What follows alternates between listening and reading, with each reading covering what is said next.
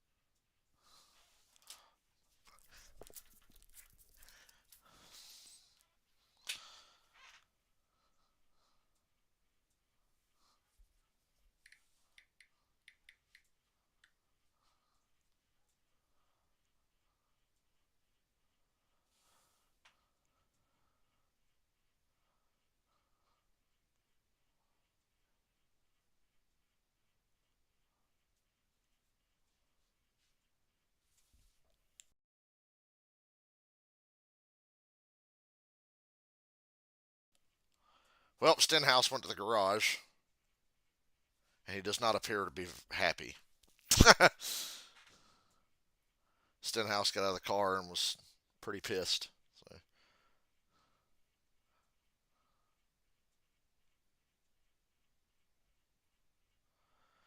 Well, hosts of our fucked up because I know for a fact Stenhouse will wreck his ass back at some point. There's no question about that. So he fucked up there.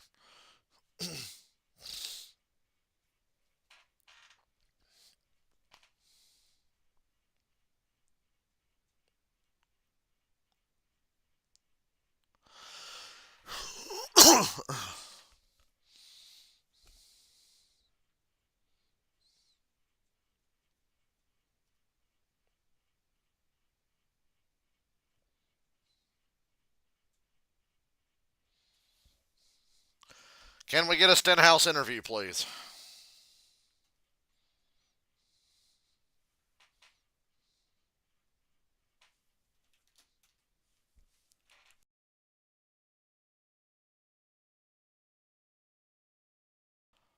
Man, he looks mad. So they were having a good year, but not anymore.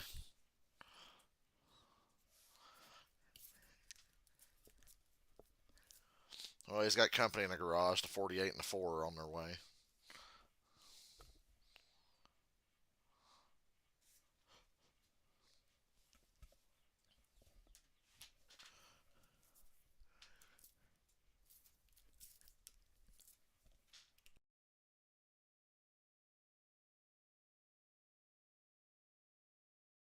Stage 2, Nashville Super Speedway, the Cracker Barrel 400. Let's look at what's been aggressive on these restarts, Dale. Yeah, look at the back end here of this crash. The 48 up into the left side of the 4 car. Bowman just gets down to the corner a little too hot, loose, up, corrects into the 4, and look at this shot. 4. That is a very hard, flat impact with the right side of the car. Marshall did a good job to avoid everything. But you can see the 48 just get a little bit loose right there, and it doesn't take much. Wham! 4 car hard and then Ricky Stenhouse getting out of his car in the garage. They're going to try to make some repairs, I assume. He is unhappy. You talked about what has made them so good. And it's that bulldog mentality, not just for Ricky, but the entire team. So when you're taken out like this, I mean, it really, really pains you because you've done so much to put yourself in position for success. And unfortunately, it's like the 47 has already been done, so they're going to retire the car. To Dale's point, you have the ability to make repairs, but if you can only change certain parts and pieces, obviously the damage is too heavy on the 47. 48 going to the garage now. Back to go into the garage. It's an opportunity night, right? 47, 48, they're all right in that playoff picture that you talked about, Dale, right? So who's going to take advantage? Is it a Chris Busher? Is it maybe a Ryan? Hamlin, Cindric, Logano, Blaney, Bell. Byron did a great job on that restart. 3 wide around the top of turn 2. Got us back in the game from 10th to 6th. So I'll take that.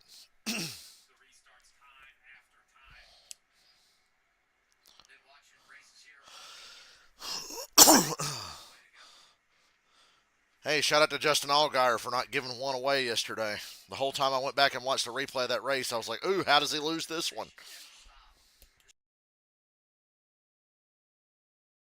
Times goes on to win the championship, and after disappointment last week in the Coke 600, best finish 17th. All 3 of their cars top 5 here. Right on board with AJ Allmendinger here with the Bosch onboard camera. Another onboard camera we'll have tonight is the Josh Berry Ford Performance onboard cam. He's 13th right now. He moved up, taking advantage of the opportunity. Yeah, I love all these looks right here. The Toyota on board as well with Corey Heim in the 67. That's a great look at what that rear view camera can do.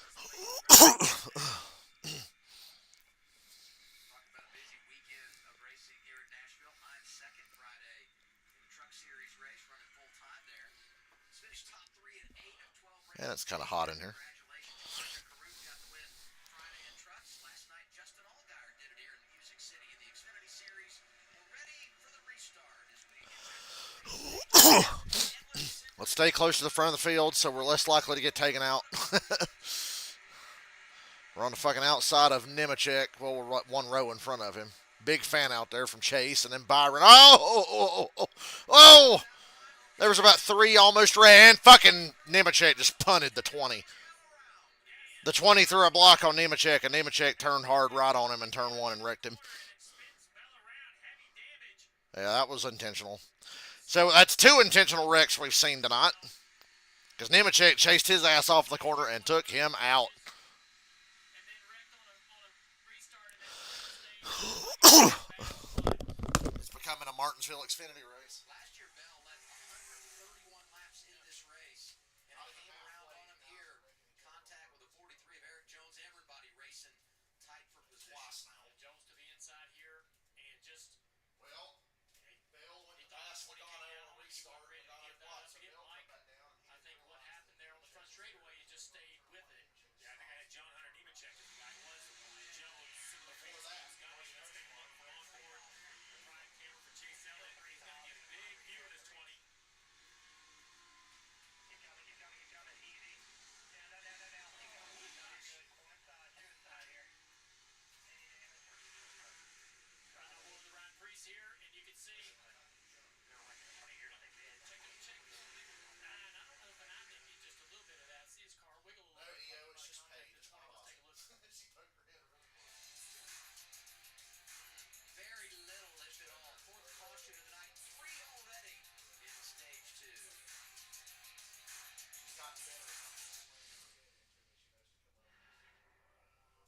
What's good, NASCAR? Race winner to driver props and everything in between. The DraftKings Sportsbook is waving the green flag on all the action. Speaking of green, here's how. Hell's going on out here tonight? Everybody's taking each other out. Man, it feels good to stand up. My calves don't hurt now, so I bounced back pretty good from standing for 6 hours yesterday for Suicidal Tendencies, Pantera, and then Metallica. Suicidal played for like 45 minutes. Pantera played for an hour. Metallica played for 2. And I got there about 40 minutes before Suicidal went on, so I was standing for a long time yesterday.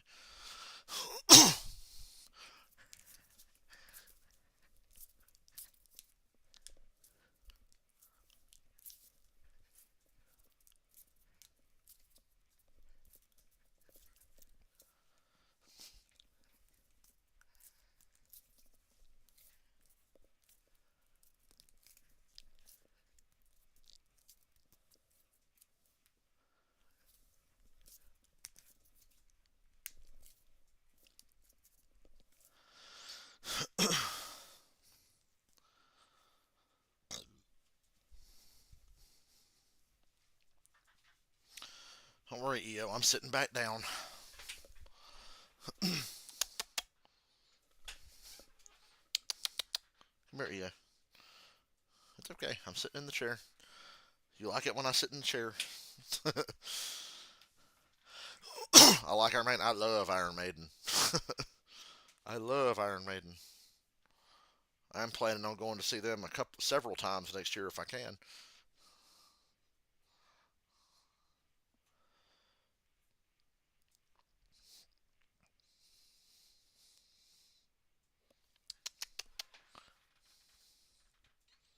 Meow.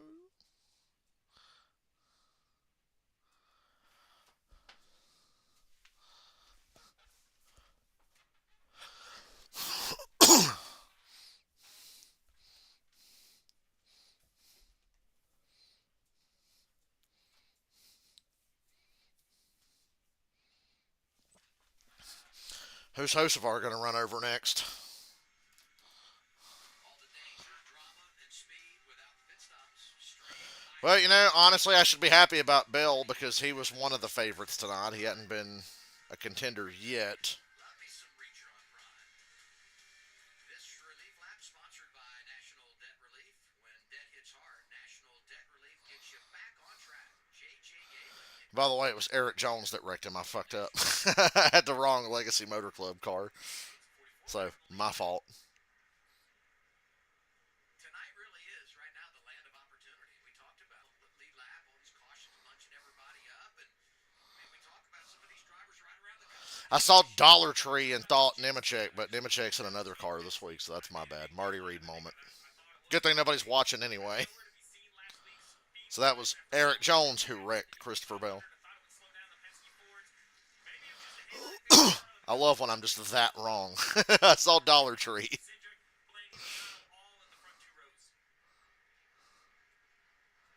would say this too, when you look at drivers that haven't won this year, Ryan Blaney on the list. Playoff field is half full. 13 races till we start running for a championship. He's someone to keep an eye on. Yeah, another car that I'm keeping an eye on that we haven't seen yet. We thought we might see is Chastain. Sitting there 13th right now. Hamlin, Cindric, Blaney, Logano, Byron, Eric Jones, not John Hunter Nemechek. Yeah, good team practice, but just hasn't been able to get the track position. Let's see if we can get a clean restart here. Yeah. Stage one went green. Now we can't stay green at all in stage two. Everybody can make it to the end of the stage, so nobody's going to pit from here, I'm pretty sure. All right, green, green. Hamlin's getting good practice on nailing these restarts. He's probably going to need to nail later. Bill Byron on the bottom for the first time on a couple of restarts. He made some nice moves around the outside the last couple. Now Briscoe's powering around us on the fucking outside 3 wide. You can really carry a huge run around the outside of 2, especially on restart.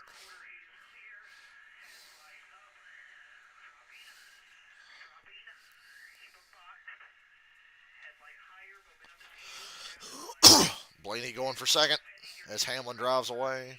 We completed a lap under green. What a day. 1 whole lap under green. Let's see if we can stack some together now. Logano passing Cindric now for third. Man, Cindric's had such a good year. Best year of his career. And got a win already, so he's set.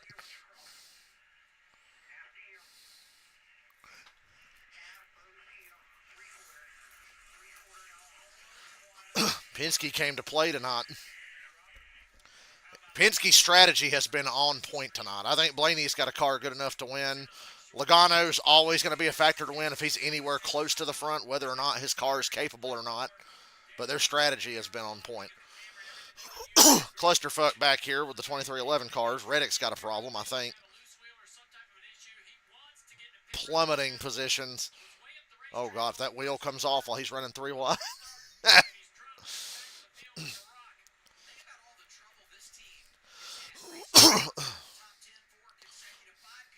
Well, I'm glad I didn't bet Reddick. At least I picked Byron. That was my 2 options in my head. It was Reddick or Byron, and Reddick's had no luck at Nashville despite being one of the best cars there every year.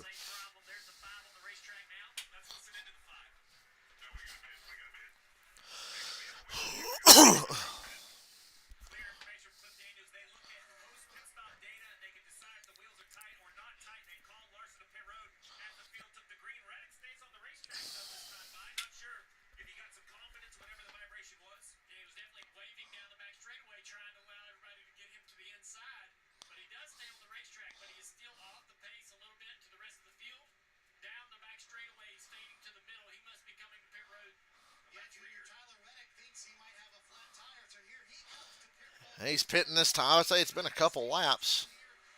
Guess he still feels that he's pitting now. Under green. That's unfortunate. I don't see the right sides look good to me. Steve said he thinks it's the left rear.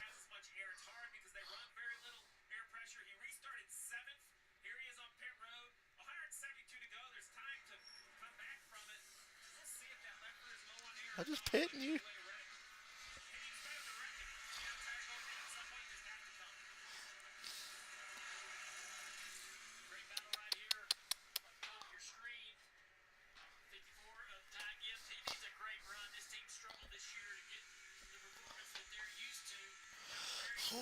Ty Gibbs and Josh Berry in the top 10 all of a sudden.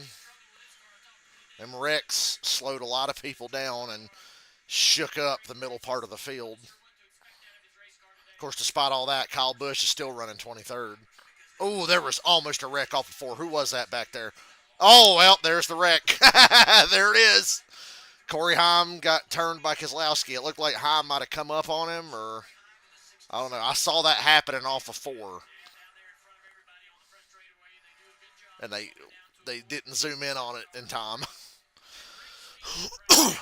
So yeah, said there's almost a wreck, and then the wreck happens. It was a slow developing wreck. He's a star in the making.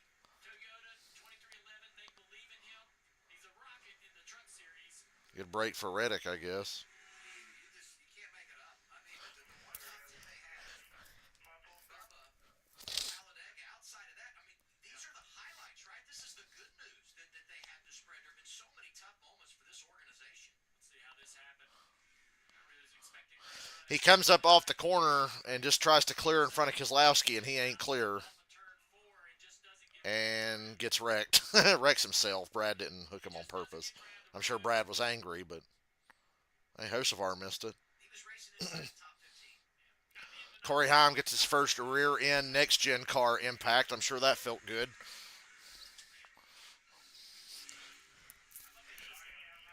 Damn, he almost killed Hocevar on the way by. Woo.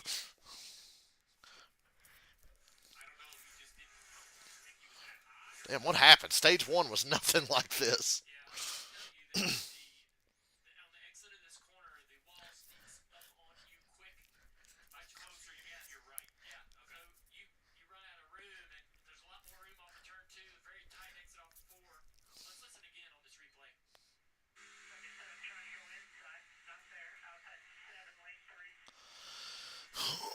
Don't say clear, motherfucker. You were not clear. You're right, Steve. You got the correct information. And just a misjudgment on his part. Margins. Silver lining here for 2311. Free pass, Tyler Reddick, so he's back on the lead lap. Hamlin, Blaney, Logano, the top 3. You're watching NASCAR on Pride. For those of you just joining us, welcome. It's been quite the race. If William Byron wins, I get $95. And we are running 5th right now. The Penske cars got ahead of us on strategy, and Hamlin is just the best car, period. So we're 5th.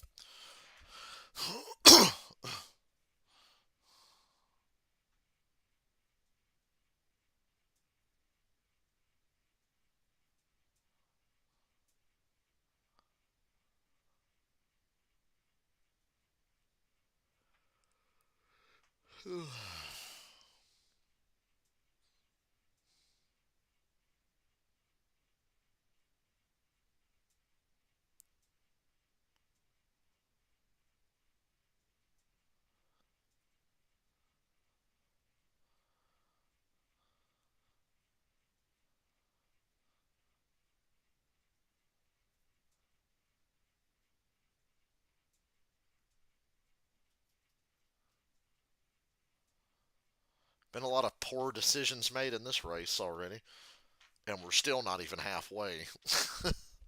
We're getting there, but we're not even halfway yet, and already people have done some stupid shit. Carson Hocevar, Alex Bowman, Corey Heim, fucking Eric Jones wiped out Christopher Bell, and I was blaming Nemechek because I saw a Dollar Tree car.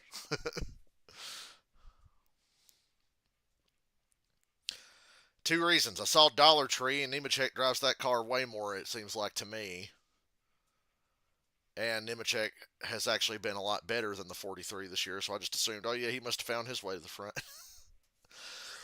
Because the 43 just ain't been it this year. But no, Eric Jones is just legit doing well tonight.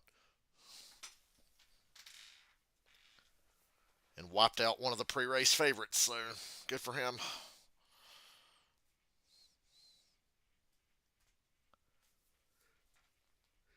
Ooh, Christopher Bell's 18th with that damage. Still ahead of Kyle Busch with damage. Chad, by the end of this race, Chad Fincham could get a good finish. He's still running, isn't he?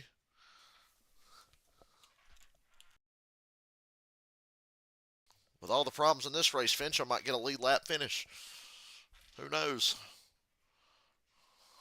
Anything's possible. Under caution in Nashville, let's do the IHOP surprise move of the race, Steve. Yeah, the surprise is really a mistake.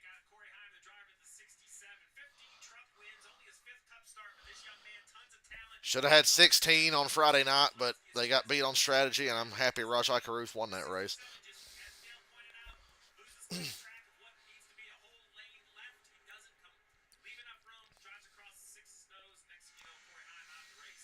This is a great view right here on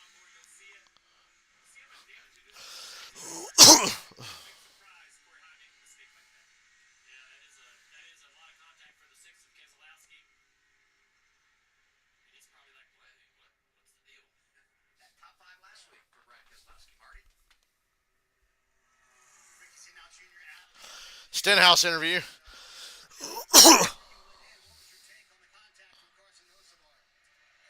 or two before he tried to dive in there from about 10 car lengths back, and then that time I just opened my entry a little bit, and he overcharged the corner and just drilled us in the rear bumper. So Bumpler. say it's not out of the norm for him, but I definitely wasn't expecting that at that point in the race. Just bummer for us. I wish I could feel bad for Stenhouse, but I don't like Stenhouse, so Camaro I am not a Stenhouse fan. making changes. I felt like that restart was a little bit better than where it was. We were just burning our tire off there throughout the run. So bummed that our day ended like that. Definitely have something to do about it at one point. I believe him. Like I said, when it happens, Stenhouse will do something about it. I don't like him, but I respect that he don't take shit. That's about the only thing I like about Ricky. He doesn't take shit. I still think he sucks and shouldn't be in Cup, but he don't take no shit.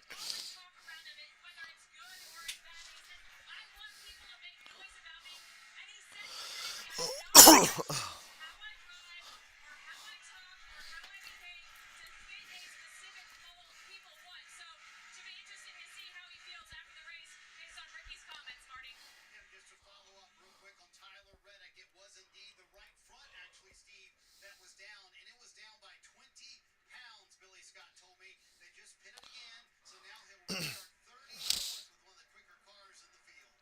Bad luck, but great choice. That's what you have to do. You can only commit yourself so long that you don't have a problem until it's a catastrophic failure. Great work by Tyler Reddick, just admitting it, right? Daly coming to pit road, getting a free pass. Now he has the whole race in front of him. Yeah, absolutely. Still a lot of racing left, and an important restart right here.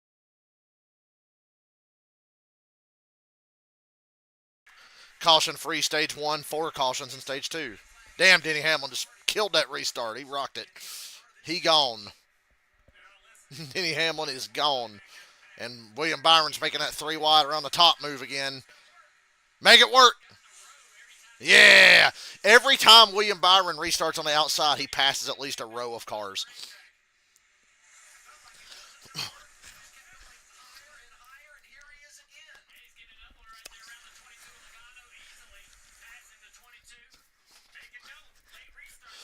Eric Jones right in this game, too. 43 has been outstanding tonight. Top 15, 2 of the last 3 races, including a top 5 at Texas. Come on, Eric Jones, take out another one. Jones and Logano were side by side. Come on, take out another one. Damn, that 20 car is fast. He was just in a wreck.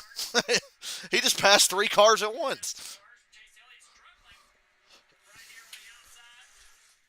Chase Elliott really got held up by a lot of these wrecks, and the further he goes back, it's like the worse he's getting.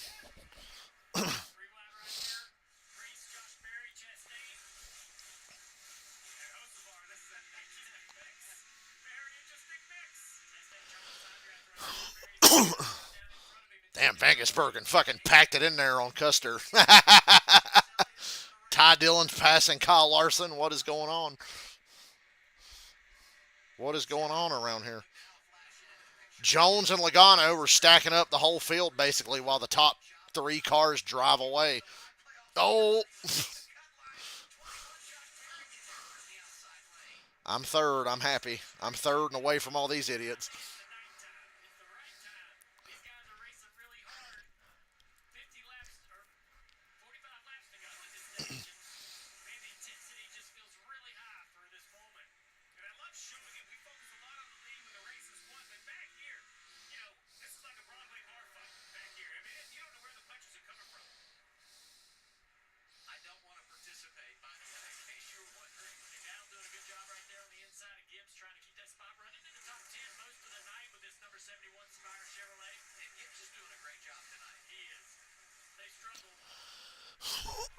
I want to shout out Ty Gibbs, Michael McDowell, and Josh Berry and Zane Smith for having good races.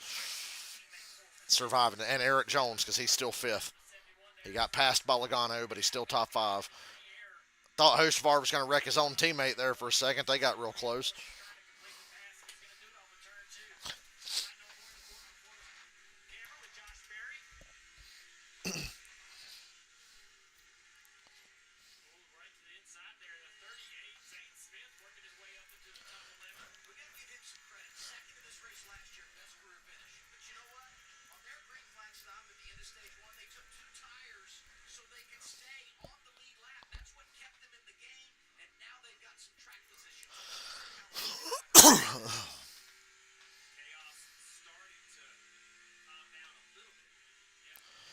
Maybe they can get strung out and run this stage out a little bit.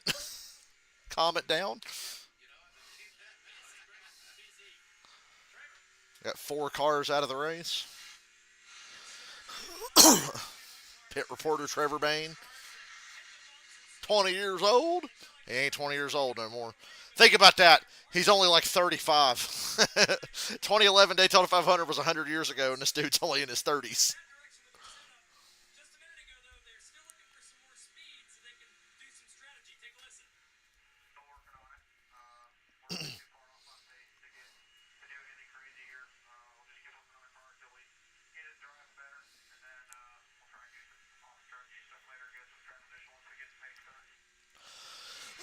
Steve, you gotta have a good car to get off sequence. Maybe they can get this 21 dialed in. That's absolutely the case, right? It's easy to call strategy when you have a fast race car because if you're not perfect, you know the speed will at least kind of mask some of the poor decisions. There's the one at Chastain, but that 20 car Christopher Bell is the one that's impressive right now. He was backwards and in the wall. Just minutes There's that stupid Cracker Barrel logo again that flashes yellow on the screen. spot away and looking for more. I've always used the phrase driving angry.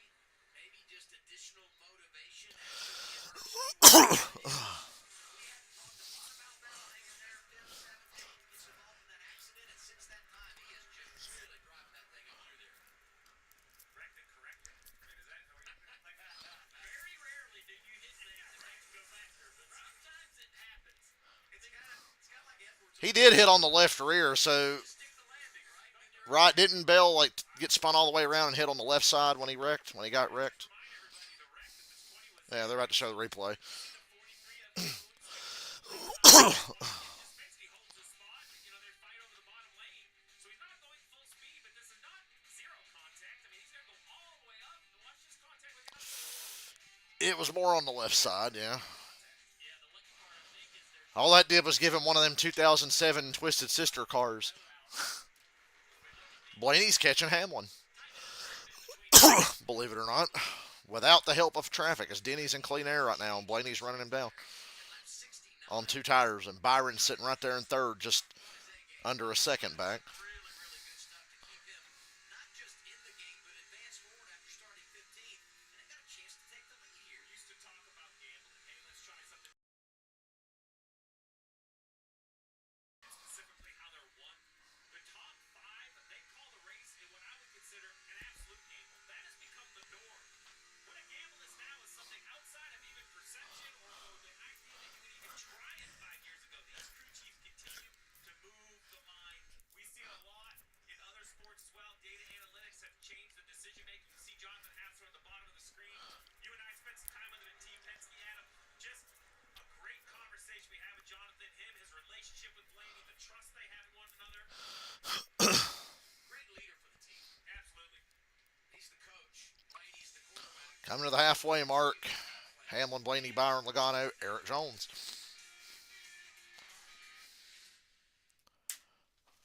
One good thing about all those cautions, it got Bubba back on the lead lap from his fucking penalty. Chase Elliott's getting passed by Kyle Busch. This is a problem.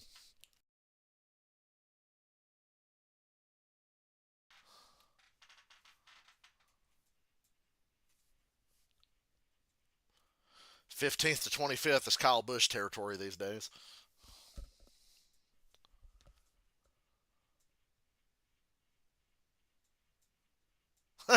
Damn, Kyle. He just cut Chase's nose, and then Chase throws a major block on Ty Dillon there. Holy shit. And then Ty drives it in too deep and gets tight in his dirty air. Damn, Chase. Oh, my God. I bet Ty Dillon's pissed right now. And Chase Elliott's just pissed that he's having to battle with Ty Dillon for position. I can't remember the last time the 5 car was just this bad. Like, this off. Like, this is like the best he's run all night, 22nd.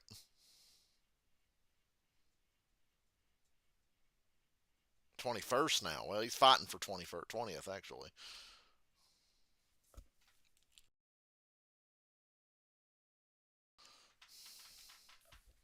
What a mess here.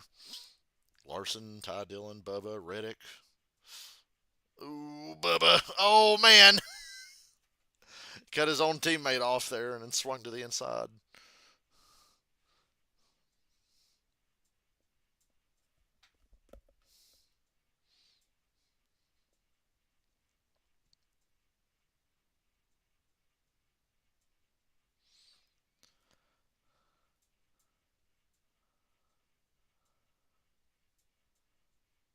Three wide. Three wide. Bubba makes the pass. Holds him off.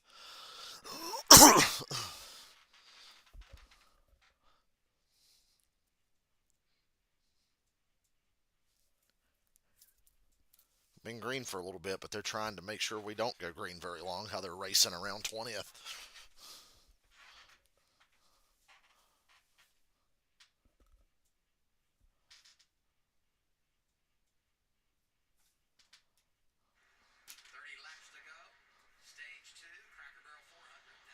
Cracker Barrel. NASCAR on Prime. Denny Hamlin, the race leader. Blaney is there. Byron Logano. Down in the top 10. Let's look at the pylon. Yeah. Break down the teams that are represented. There, 11 different organizations. Top 15 last Sunday in the Coke 600. We've seen a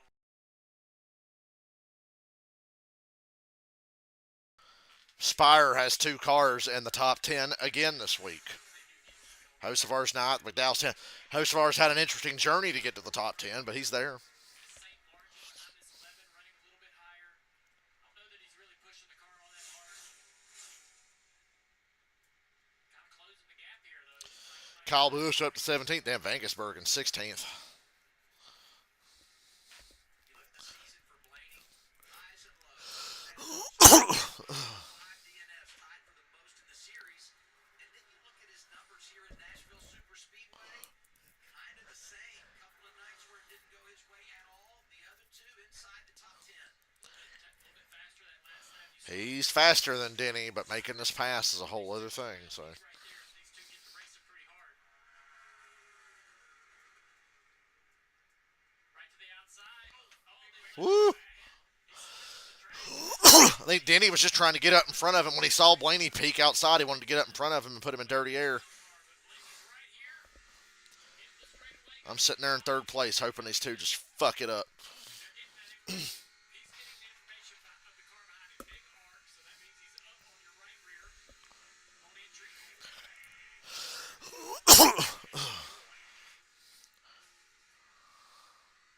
This 12 car is driving 4.5 lane higher. Blaney's due, man. He's due. He was one of the heavy favorites, though. Hamlin, Blaney, Bell, Chastain. On the camera as well.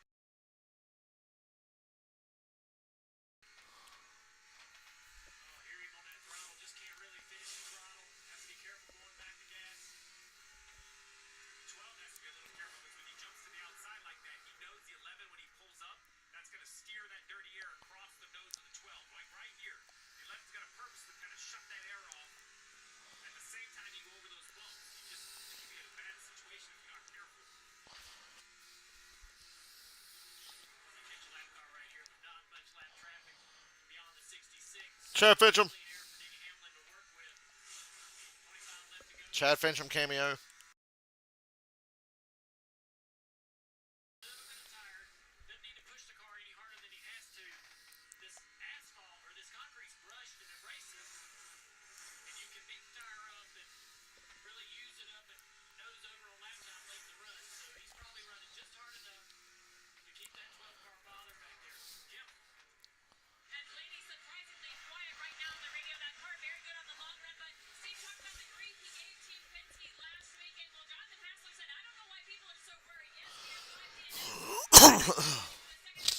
It's not over. This team, they told me he expects to win multiple races before the playoffs. Blaney running in the second position. And Kim, he scored 110 stage points, right? They're there every week in the early portion of Hamlin again, changing his line. Dirty air, baby, dirty air. I think the sigh of relief everybody's waiting for is after you win your first, right? Because it's one thing to say you're going to win some, and I agree with Jonathan. They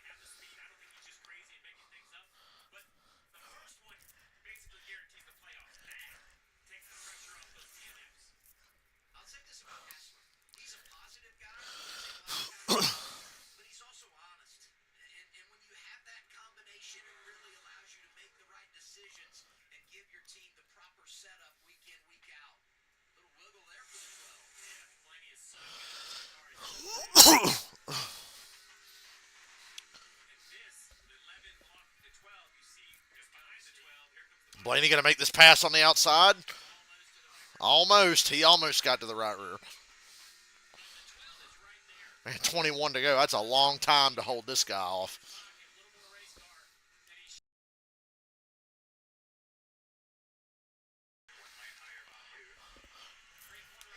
This top three has just gapped everybody. That Logano-Eric Jones battle pretty much set this stage up to let these three get away. Oh, that's a bad corner for Denny. But in the middle of the corner, he slid up in front of the 12 and hurt his speed too. And Byron closes in again.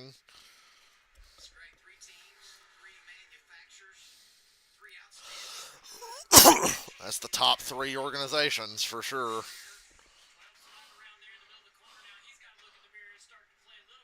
20 to go, and we got the top three nose to tail. Come on, Blaney. Now Blaney's got to block the 24. 24 goes to the outside. Byron's been really good on the outside of 1 and 2, so I see why he wanted to go outside. He can make it work up there. And Hamlin can't block both. So I think Hamlin just did us a solid and got us into second. Fuck yeah. Big run off of 2. Dive into 3. Let's get this lead. Let's get this lead. Come on. Oh, just couldn't hold it. Drove a little deeper into 3. Yeah, he did get underneath, didn't he? I was worried we were going to wash up and hit him.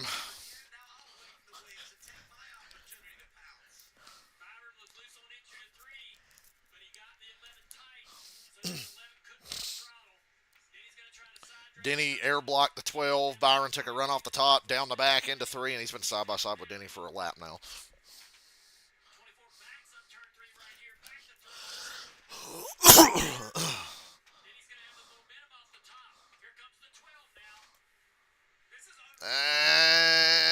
We're going to get put 3 wide in the goddamn middle, ain't we? Hell yeah. Come on, Bill Byron. Hamlin's loose. Just kept it out of the wall. And now Blaney's got to run because we were slow off the corner too. Fuck. Damn, what a race. What a race. This ain't even in lap traffic. They're just racing in clean air. This ain't because they caught the tail end of the field, which is awesome. Blaney's leader now.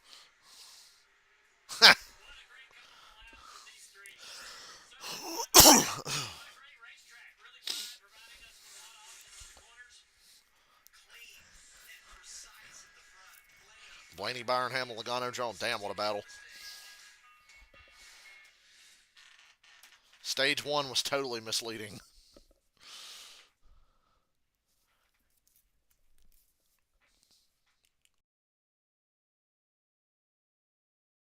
Hey, Blaney, can you do that thing again where you blow up while you're leading a race and somebody else gets to win, like the 24 car?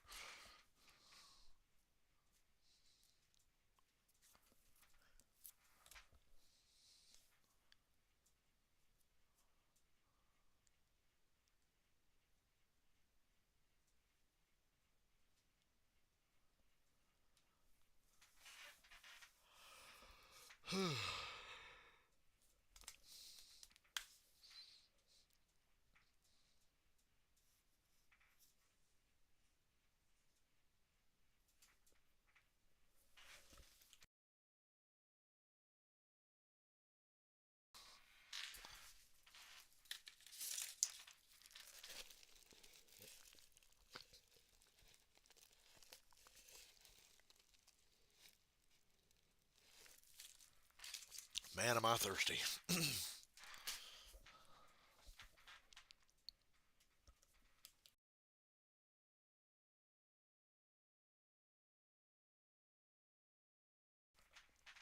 Remember when I proclaimed that Briscoe would never see the lead again? Told you. He's 7th, though, so he's still having a good race.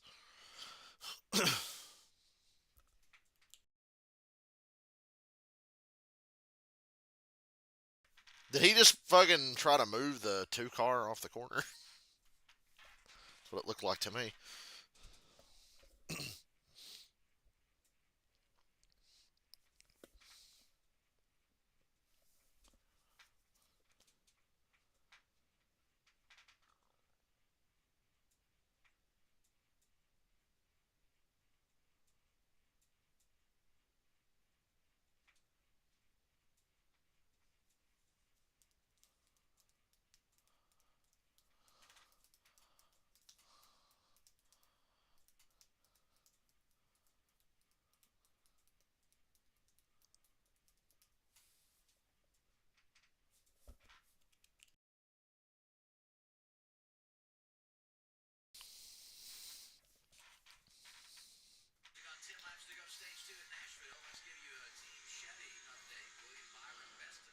The best running Chevys are Byron and then two Spire cars and then two Trackhouse cars because Bowman's in the garage and Chase and Larson can barely run 20th.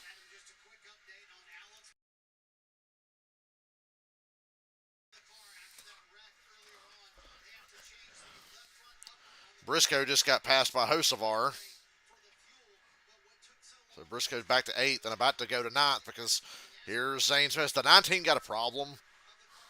He looked that slow for about a lap there.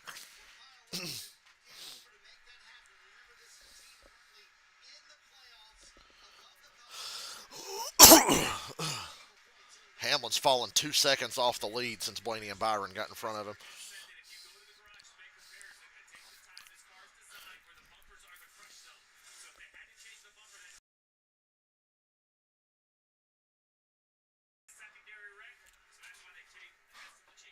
Marty talks about the points. Right now, Bowman 48 above the cut line.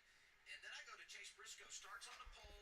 He had a good run there in the opening stage. Gets 8 points. But here he is sliding back and in danger of falling outside the top 10 at the end of stage 2. Now we do our credit one bank. The Credit One Banks one's to watch. I want to watch William Byron because he's going to win me money.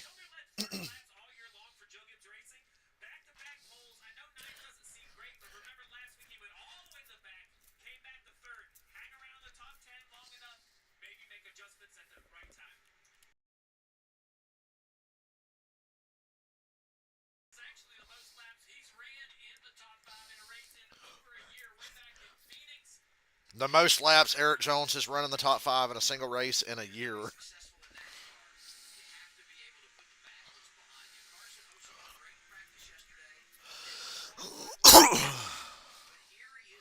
Hosevar is really starting to come into his own if he can just stop running people over and pissing everybody off.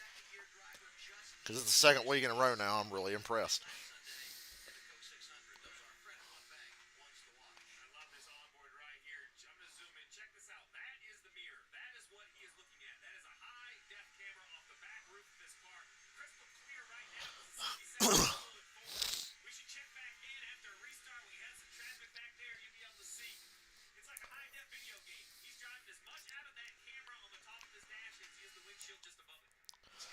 He's passing for another one. Hosevar's going for 6 now. With 5 to go here.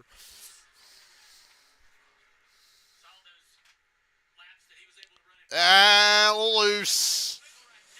Didn't wipe out Cindric, so we'll call that growth.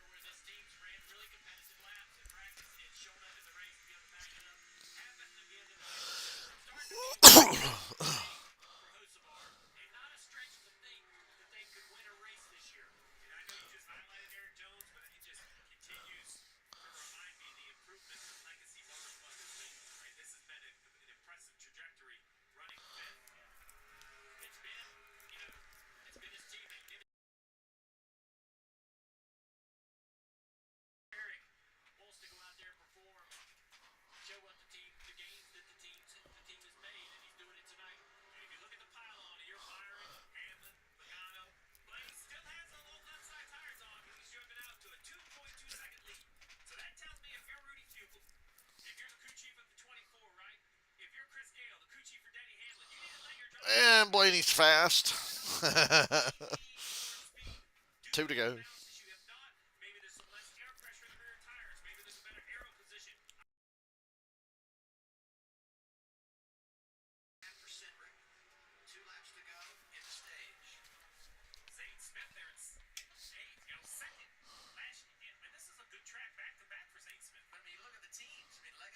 This 3-car battle, Jones, Cindric, Hosevar, coming to 1 to go.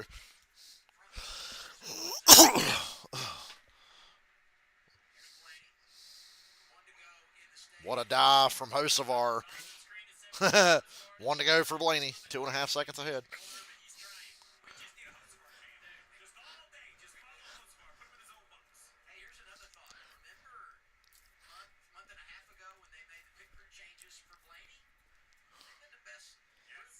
Since then, and we know how big pit stops are going to be trying to maintain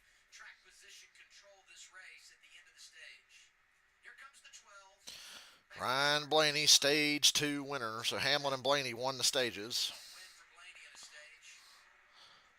Hocevar versus Cindric for 6th, and Hocevar got it.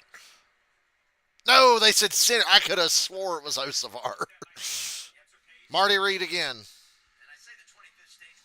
I'm missing them all tonight. I could have swore it was going to be Hocevar the way he surged there at the end.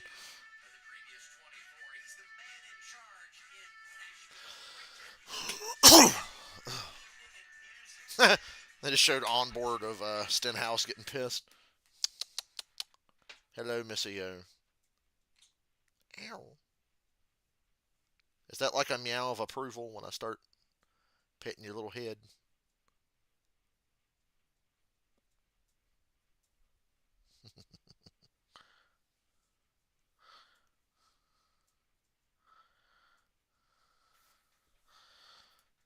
Meow. What's he winking at?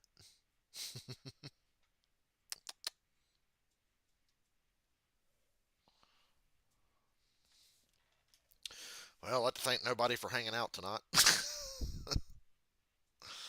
Holy crap. This one's dead.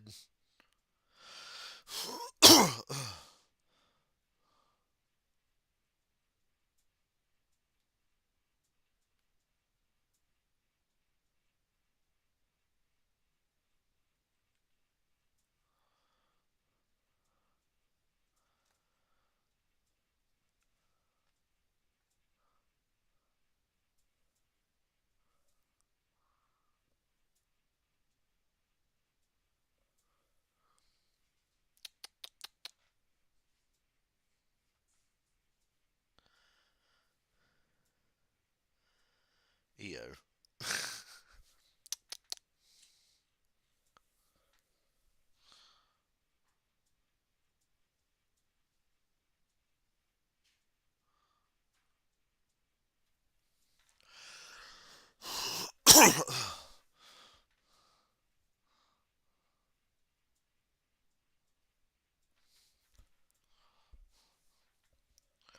Well, at least with Kyle Larson's struggles the last 2 races, you know he's human.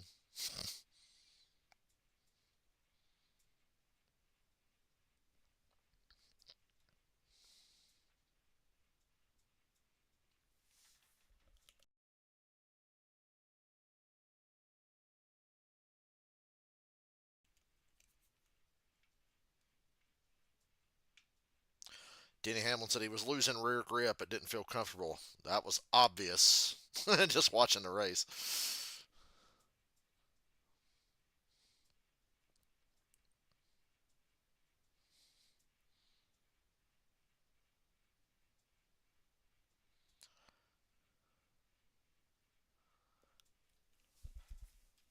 Down here at Nashville Superspeedway. All right, we got to do 4 tires here, 4 tires here, so we can have the opportunity to do 2 later if there's a pit stop under caution or something. So 4 tires here, 4 tires. 4 tires. Good, fuck him.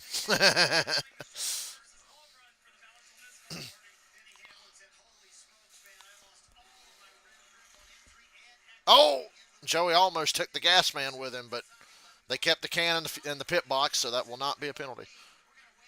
Long stop for fuel for Hamlin.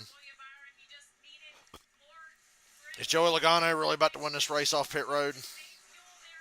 He sure is. Oh. It's Logano or Blaney. It's Logano. Just in time for stage number 3, and Byron loses 4 spots on pit road again.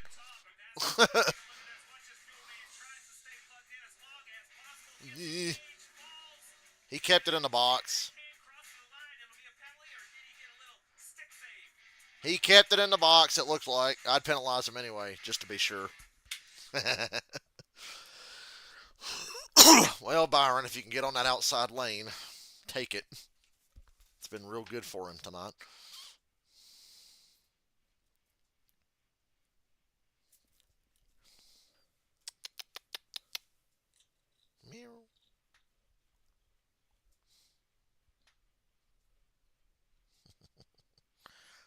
It's my EO. What are you looking at?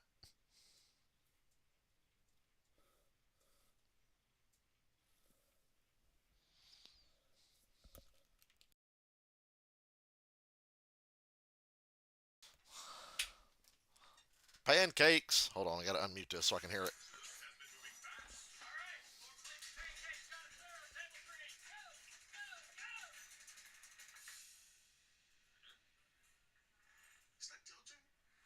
Pancakes.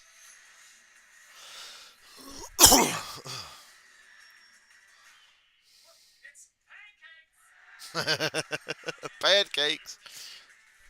Never gonna get tired of that. That's as good as slide job, which he did say during the 600 last week.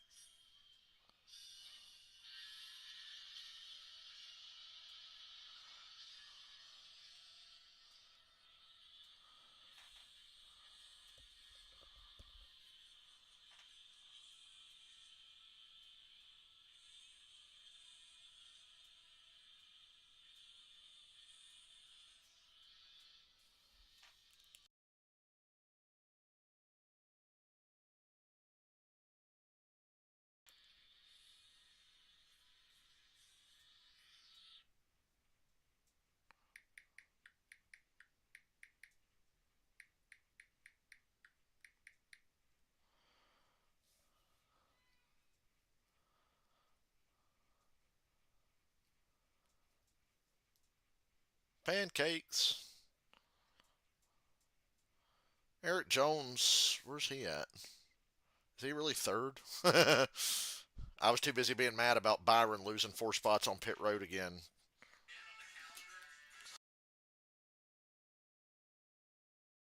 Michigan, 2 p.m. start time. Fuck yeah.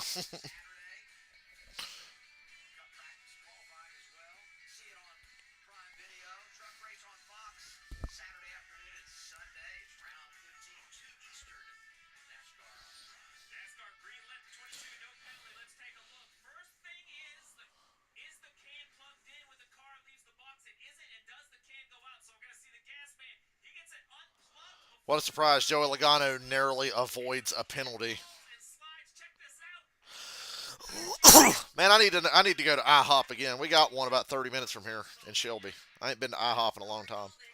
I think the last time I ate at IHOP was the day after a Metallica concert in Atlanta. You know, around these parts, we call Carl Edwards so call him the master psychic because you predicted a wild second stage. We saw a record number of cautions for stage 2 here at Nashville.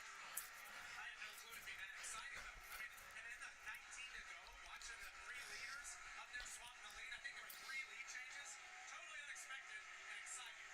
Well, don't look now, but the champ is on the front row. We know what happens when the 22 gets a And when Joey Logano gets out front, he is a motherfucker. And I'm happy to say William Byron is third on the outside line. So let's get around this fucking 43 and this 11. And all season long, he's And get back at this 22 for costing Byron a race last week. can do it. Kinda. He had a hand in it. I think Byron did choke, but Logano didn't help. Got 108 laps to go. When you race like that, I learned that in 2005. They told me, hey, you're building enemies here. Jack Rouse sat me down and said, you're not winning this championship. The garage will not let you. He's right on that edge as Latour. Sounded like Ricky Stenhouse looking for payback at some point, Adam, but he was asked about will it happen tonight. He said no, it was too expensive. I think that goes to the $75,000 fine in the All-Star race last year. Good launch for Logano. Hamlin immediately wants to go 3 wide bottom, but can't do it. And Byron's making that big move around the top again. Let's go. Let's go. Josh Berry got a penalty during pit stops, and Byron made it work again. Back to third. From 6th to 3rd. We have lived in 3rd place this entire fucking race.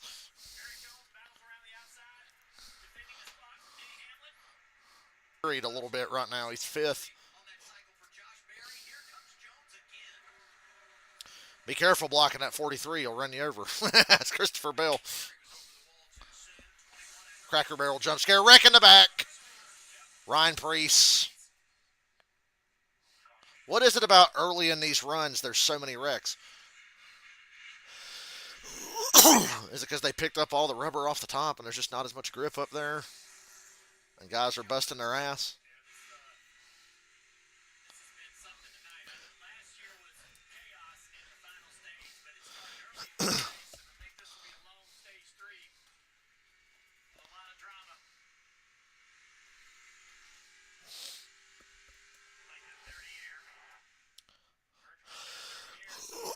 And he was all the way at the back. Yeah. Fortunately, he didn't take anybody with him.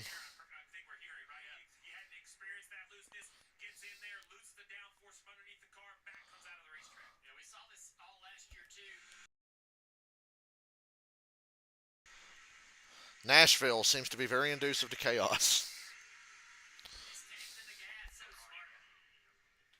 He stayed in the gas, kept it off the wall. That was good. Pancakes.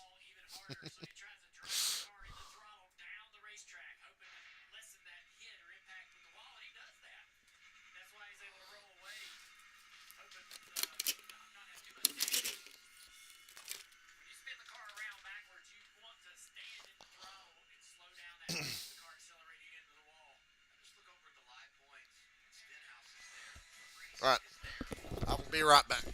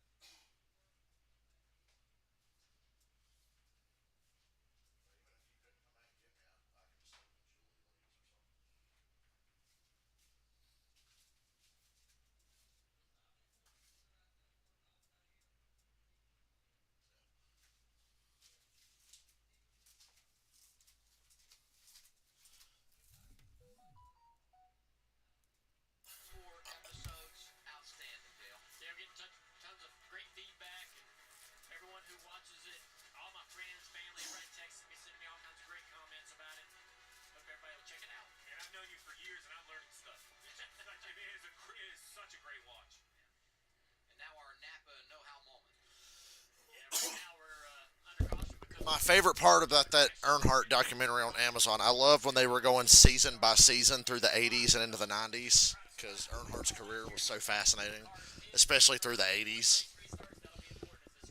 So it was really cool to watch that. They talked about like every season. They touched on every major part of his career.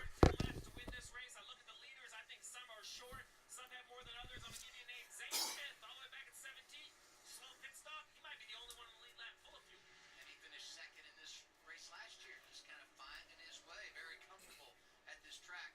We're getting set for the green flag, but we were talking standings, and there's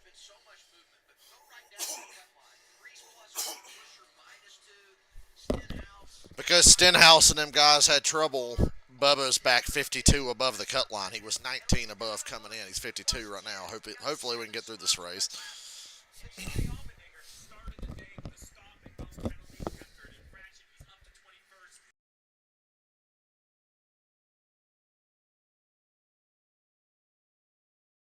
William Byron has been making this a clinic of three wide top. I need Byron to get outside second row on a restart.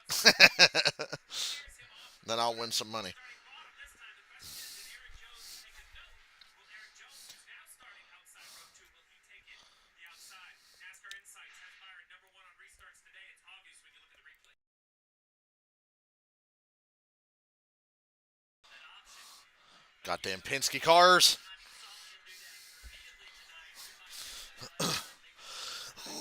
And for those of you just joining us, I'm cheering for Byron because if he wins, I get $95.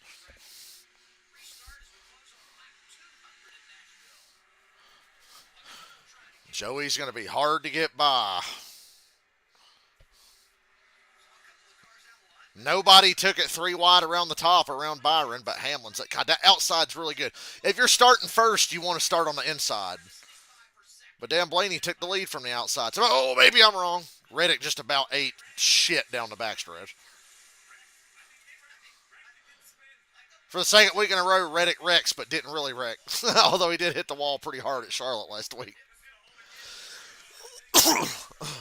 And bad news, Blaney's got the fucking lead, and Byron's pinned on the inside with Hamlin on his outside. But the good thing, the only thing keeping Byron in competition with Hamlin is that Eric Jones is putting dirty air on Hamlin. I think that's the only reason why Hamlin can't get by Byron. 100 laps to go.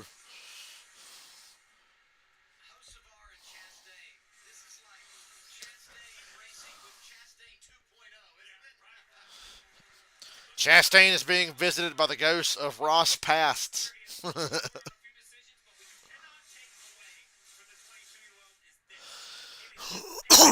God, that block from Logano's going to send that 43. If the 43 went any lower, Logano was going to dump him.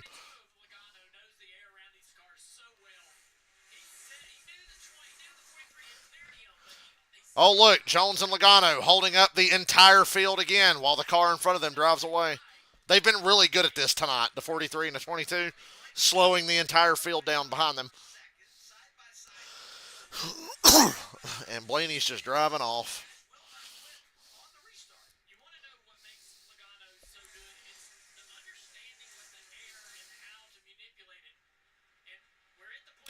And I'm going to have to sit here and run fifth this entire fucking stage now.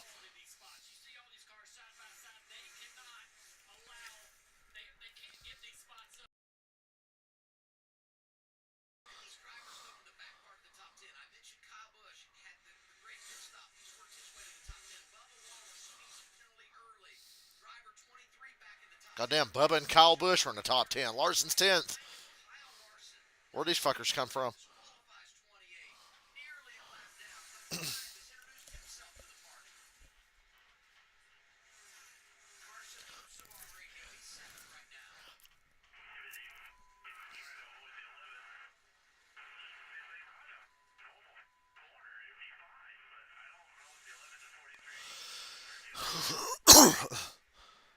I don't want to hear Hocevar bitch about what anybody else is doing behind the wheel, okay? Like, I'm sorry. I like you, Hocevar, but shut the fuck up. The fuck are they doing? Yeah, they're driving. They're also not running into people, which is something you seem to be incapable of doing.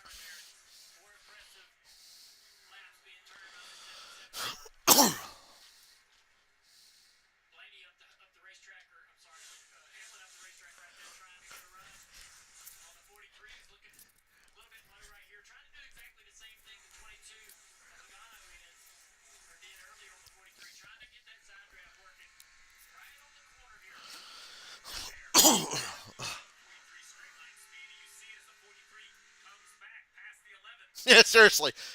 The shit he does, and he's complaining about what Hamlin and Jones are doing.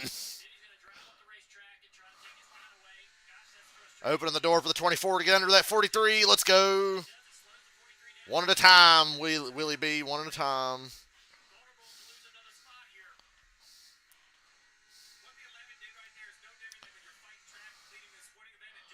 I just worry with Blaney being out front. This race will go green and nobody will ever see him again. If there's a late caution in this race, we'll be here all night based on how the rest of this has been.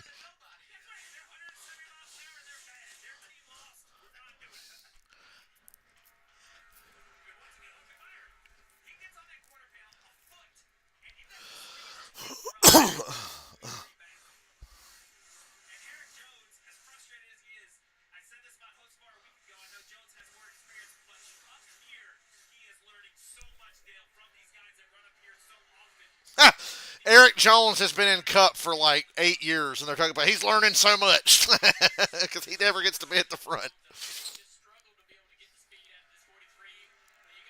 Damn it! Couldn't get by the fucking 43. What is wrong with us? Got pinned on the inside on that restart. If you're not on the front row, you need to be on the outside to make something happen on a restart, it seems. It's like Martinsville, but in reverse. It is nice to have consecutive weeks of enjoying a race on TV. Obviously, I was at the last race, but it was a great race. So I had a similar experience last week, even though I wasn't watching at home.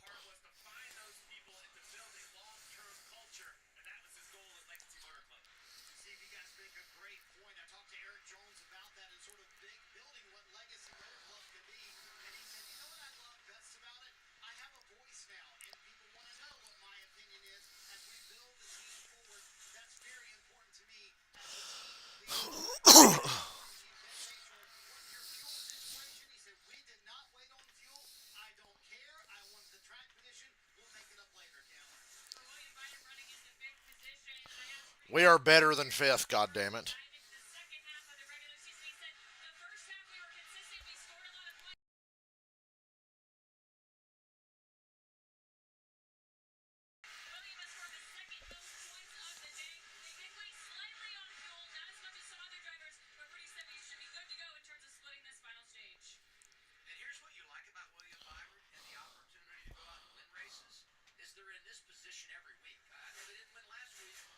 We'll probably leapfrog the 43 during the pit sequence.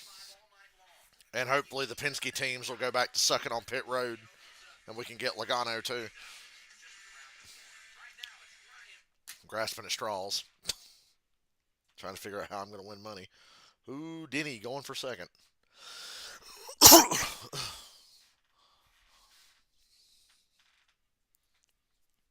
This will help the 43 and the 24 gain on them, hopefully. Stay side by side for a good 5 laps, please.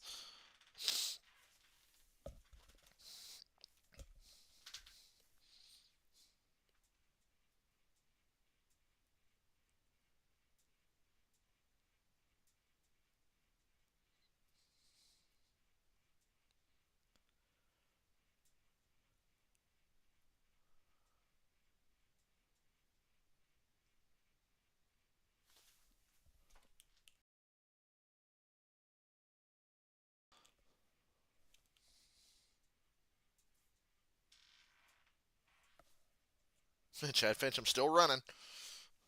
Been some attrition in this race. You never know what can happen.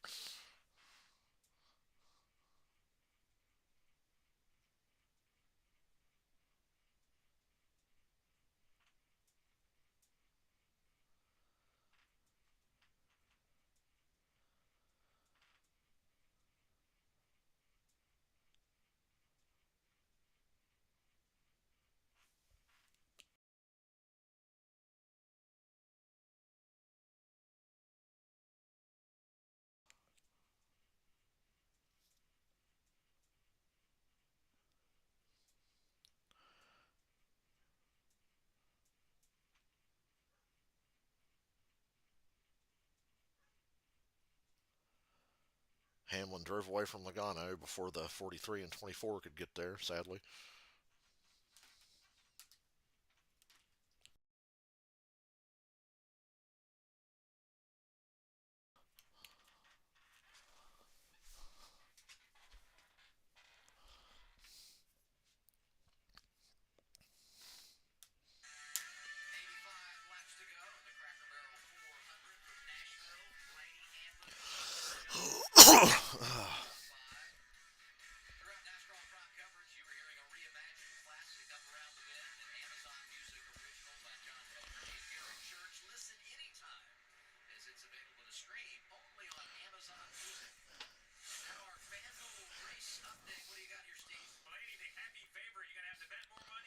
I got Byron at 8.5 to 1. Now he's 7.5 to 1. A little bit longer, Byron. There's value up there. I know Blaney is a great car, but man, to think Hamlin and Logano was already this good. Host of ours creeping in. We got to get by the damn 43 and the 22 because host of ours coming, and I'm scared. Well, there is a blooper reel. You can see that. You can see that on the Prime Video YouTube channel. If you want to pull it up. Tyler Reddick trying to climb his way back through the field after losing a lot of spots. Goes around Christopher Bell for 11th. And this is a good little battle top of the screen. The 43 of Jones. He was looking like he was going to put a little pressure on Logano, but here comes Byron trying to find a way around Jones in the 43. And with green flag pit stops still required, the top 10 are within 6 seconds of one another. It's a very difficult period to get on and off, so much yet to be decided. And Jones had a bad scar, went up there to race Logano, and Logano air blocked. There's Chad Bencham again. There he is. That's going to be a tough pass.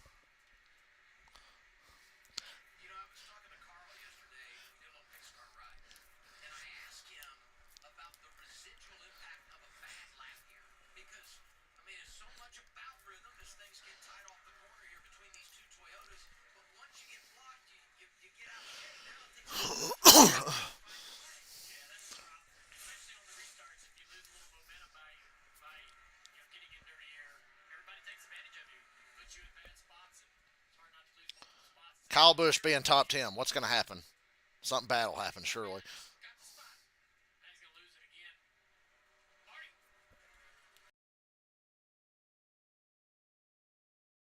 Kyle Larson is sitting in ninth after 7 stops today for this 5-team.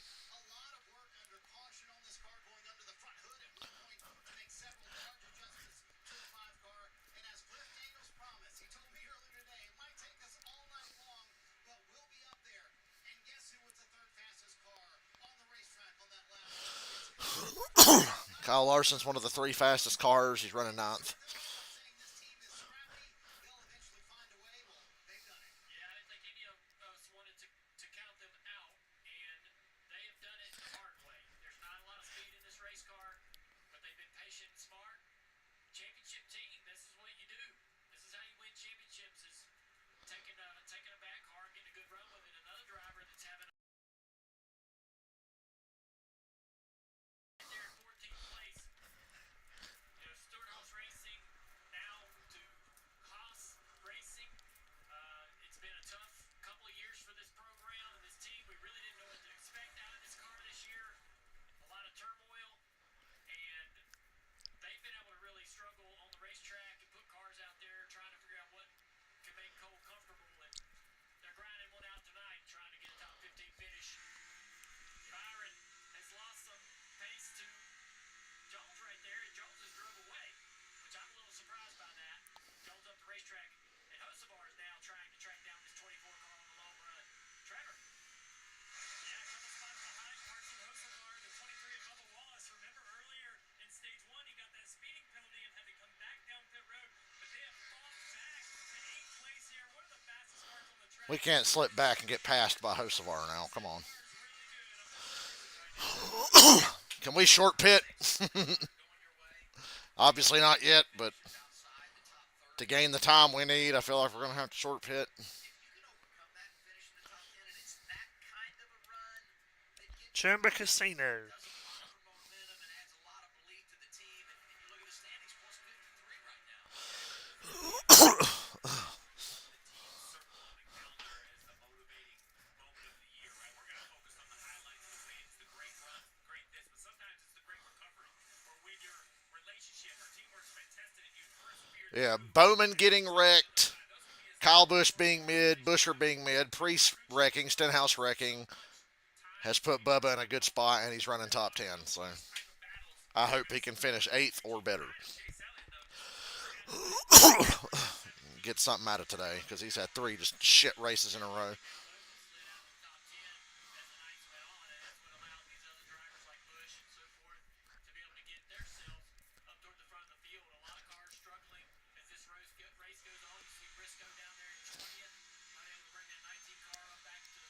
Byron's just giving up a lot of time. He's almost a second off of Jones now for fourth.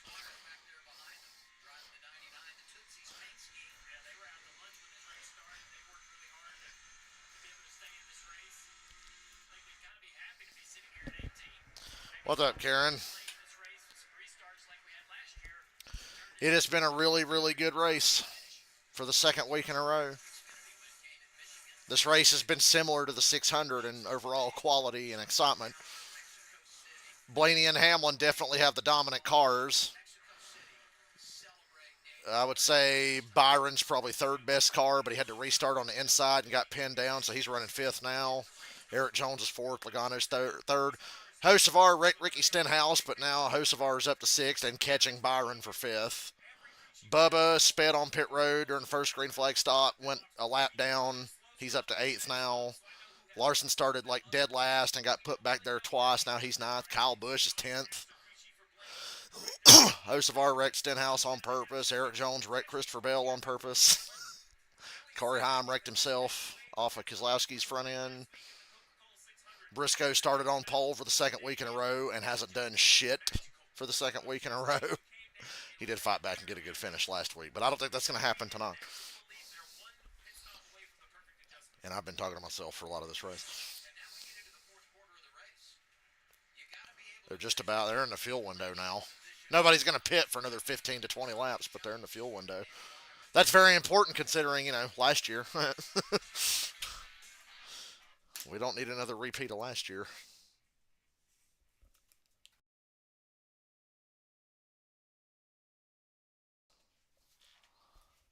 God, it's fucking hot. Let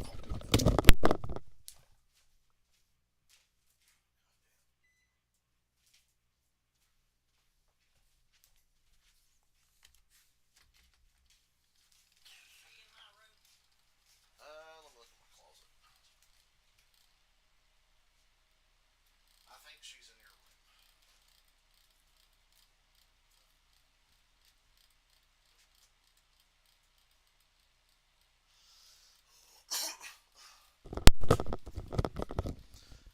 $69 to go. Nice.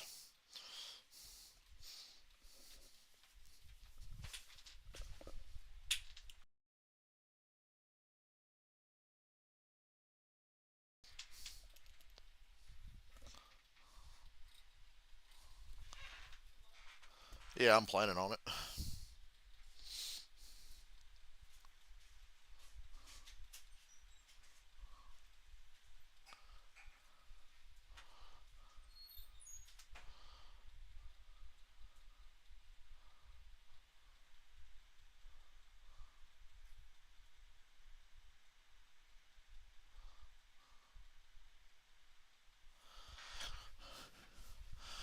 Well, I know one thing. I'm underqualified to be on Amazon because everything they do is high quality. Oh, and if William Byron wins, I get $95, but we seem to be stuck in like third to fifth place purgatory. So unless we get that outside line on another restart, Byron has been money on restarts tonight because he lost spots on pit road every fucking stop. But when he gets to restart on the outside, he passes 3 or 4 cars in the first corner. He's best driver on restarts tonight. So I would like to just get onto pit road in about third place and come off and have a chance to be on the outside second row and see what happens.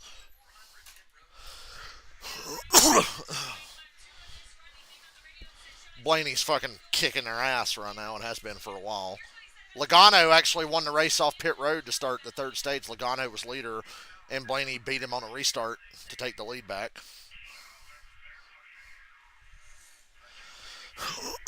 Next 10 to 15 laps, guys are going to start pitting. Maybe even sooner. You might see somebody in about 5 laps pit. Because there were cars pitting pretty early in stage 1 as well. Well, luckily, Denny, it's a night race.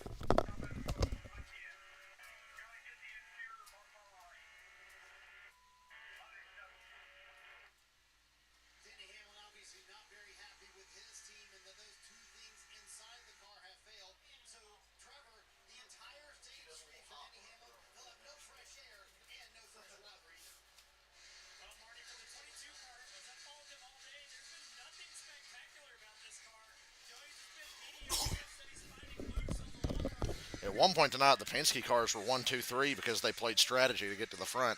I think Cindric had a bad stop last time, and that's why he's in purgatory. He's in 13th right now.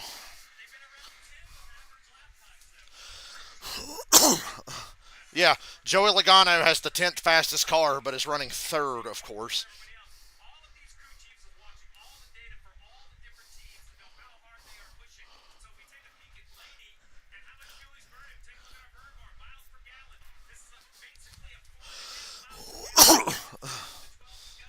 And each team calculates this on all the other competitors. We calculated it on all drivers in the field over the first stage, and we kind of get a little bit of a glimpse. If this 12 is trying to stretch it to the finish, we would see that MPG go up. You probably could get to 5.5, even 6 miles per gallon if he's going to stretch this run. There's Bowman with a new back bumper. Bowman got loose and wiped out Gregson. It was really funny, but unfortunately he wrecked himself. Stenhouse said he's going to wreck Hocevar at some point, but he said not tonight. Stenhouse went out there and ran a few laps and then parked it and then proclaimed, oh yeah, he'll get him back. And I was like, I believe him. Oh, and they're going commercial free from now to the finish. You see that, Fox? We are getting almost 70 laps of commercial free, and when they do go to commercial, it's split screen, so you can see what's going on, but we ain't even got to worry about that for the rest of the race. 61 to go now. So settle in, motherfucker. You ain't missing nothing. Thank you, Amazon. They're passing Briscoe, taking away 19th position in this 88. And hey, 4 of the 13 races, or the next 12 actually after tonight, on road courses, right? But between now and the playoffs, that is a huge opportunity for that group to go out and win a race with themselves.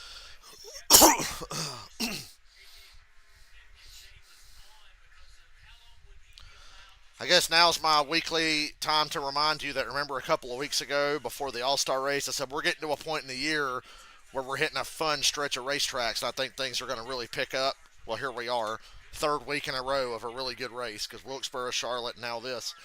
And Michigan's next week, and Michigan's good with these cars. Michigan was really good last year and the year before. So, I called it. Damn, we got away from Fox. Yeah, Ricky was holding a playoff spot, but not anymore. Because Bowman and Ricky got wrecked. Bubba shot back up the standings like plus 50 something now, running top 10. So I'm happy about that because I don't like Ricky Stenhouse. Fuck Stenhouse. I didn't feel bad that he got wrecked. I agree it was wrong, but I didn't feel bad for him.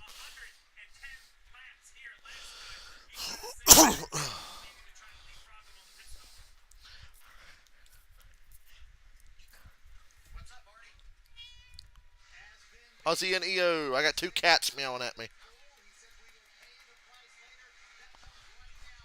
Eric Jones is short pitting, and he's going to have to wait a little longer on gas than most of these guys, according to what they're saying. So here you go. Pit stops are starting. Byron, get your ass to the pits. Hocevar pitting. God damn it. Byron's going to cycle through like 7th or something, based on how pit road's gone tonight.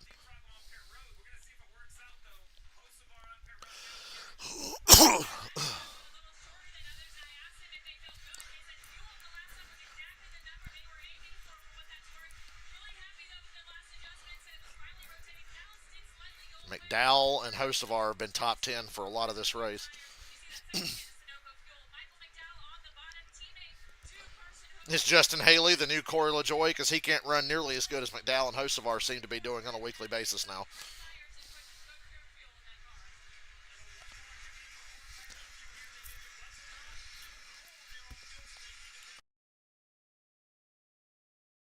There is Mr. Ross Chastain, your Coca-Cola 600 winner from last week. It was really cool to be there for that.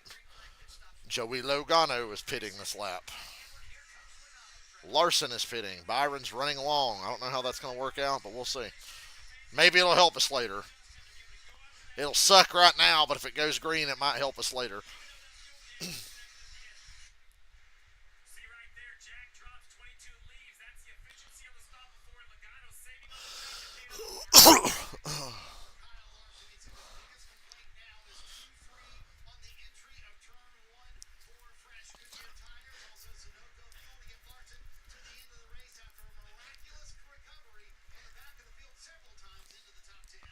Bubba Wallace pitting. Don't speed like you did in stage one and cost you any shot at stage points today.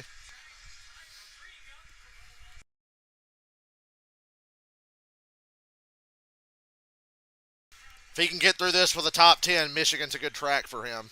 They got to get back to scoring stage points like they did the first 10 or 12 races this year. Speed, your advantage, 3.6 seconds. You can't have a miscue in this situation and give up the advantage. I thought Justin Haley was really good in trucks. I always really liked him in the truck series. I rooted for him because Haley in trucks was very smart and didn't race like an idiot like most of the other people he was with in trucks.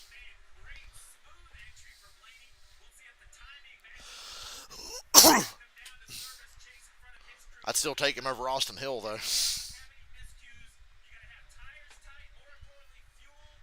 Be nice, Ozzy. Ozzy got mad because EO wanted to play.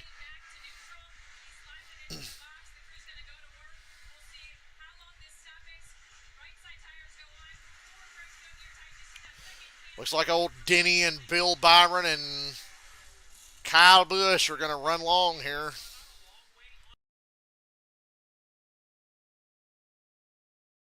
A caution right now would be fucking awesome.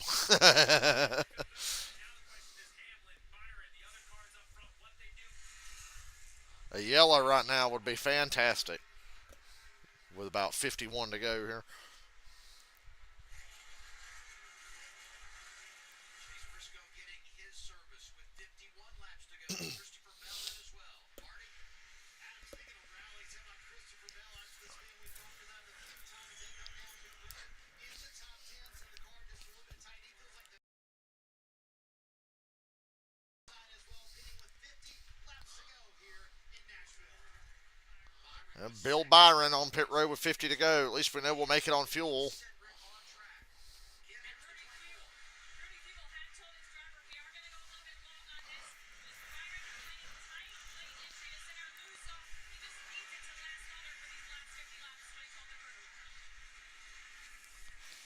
Decent stop. Blaney's going to have a big old lead whenever it cycles through, I feel like. Hamlin still hasn't pitted.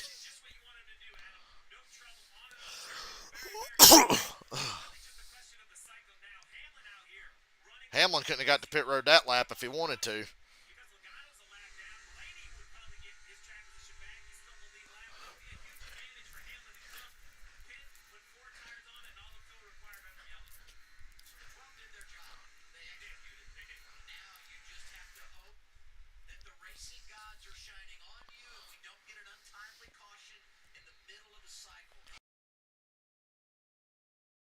By the way, if you just joined me, the Metallica show last night was pretty fucking cool. I was right in front of the stage for Metallica last night. Suicidal Tendencies, then Pantera, then Metallica.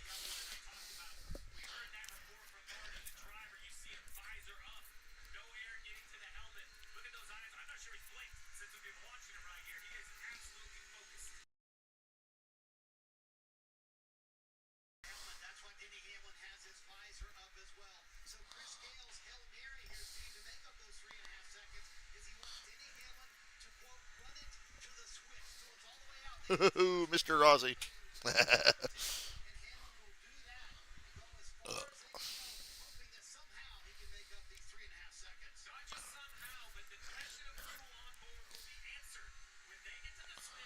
This strategy has won Denny Hamlin a race before. Remember Richmond a couple years ago. Now, I know the tire fall off at Richmond is a lot more extreme than Nashville, but there is fall off here, at least half a second. So there's a reason that the 11 guys do this. It works out for them a lot. It wins them stages. It's won them races. It gets them track position. They seem to always make this strategy work. And 9 other cars are doing it, or 8 other cars. Cindric, Van Gisbergen, Austin Dillon, Brad Keselowski, Josh Berry, Ryan Preece, Ty Gibbs, and Justin Haley are doing it with him. Now Hamlin's pitting this time, 45 to go.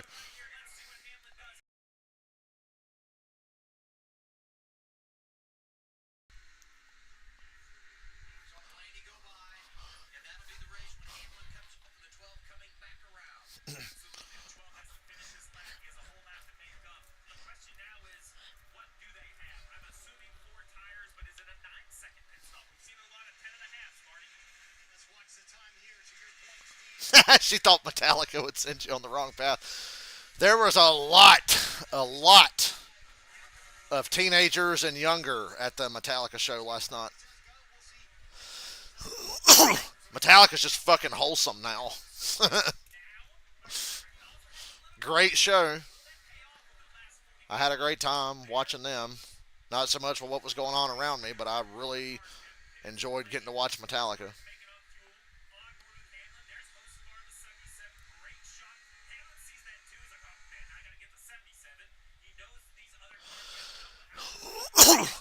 How did Hamlin still cycle in front of William Byron and these other guys? God damn, my life sucks. It'll be Blaney, Hamlin, Logano, Jones, Bubba, then Byron. Goddamn, Bubba's going to be top five. And Hamlin's got fresher tires, so let's see if he can do anything and run down Blaney. He's pretty far behind, though. It's not going to be easy.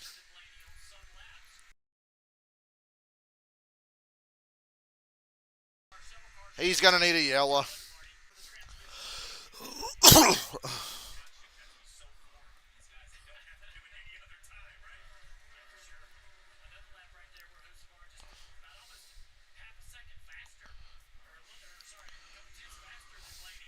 Guess I should start watching lap times.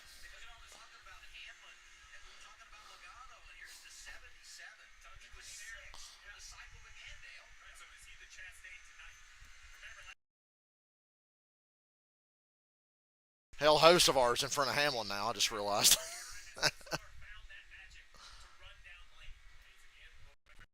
Is host of ours going to be the Chastain from last week? He could be.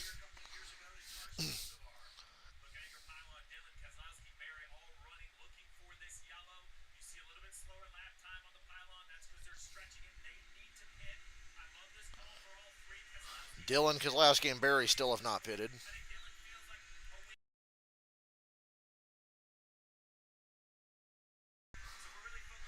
You think Carson's going to win this year? There's a chance he could win tonight if this goes the way of the 600. Who knows? Hocevar has a chance to win tonight. Denny Hamlin's last lap, a 29.9. Blaney, a 30.0. So there's barely a tenth difference. That's not going to be enough. And Hocevar was a tenth slower than Blaney. So Blaney's pretty much got this in the bag right now. I'm not seeing enough from those lap times.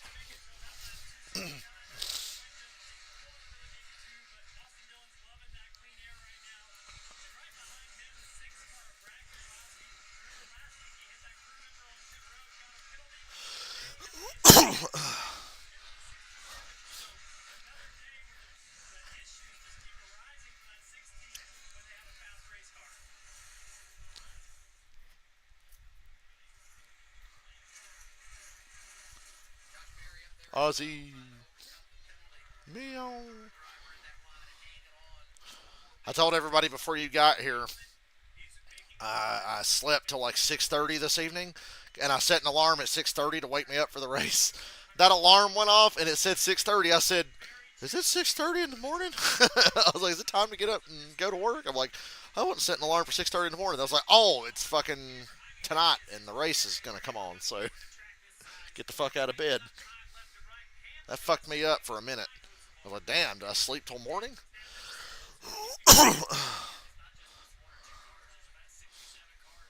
I was so fucking gone. I would have missed the race if I didn't set that alarm.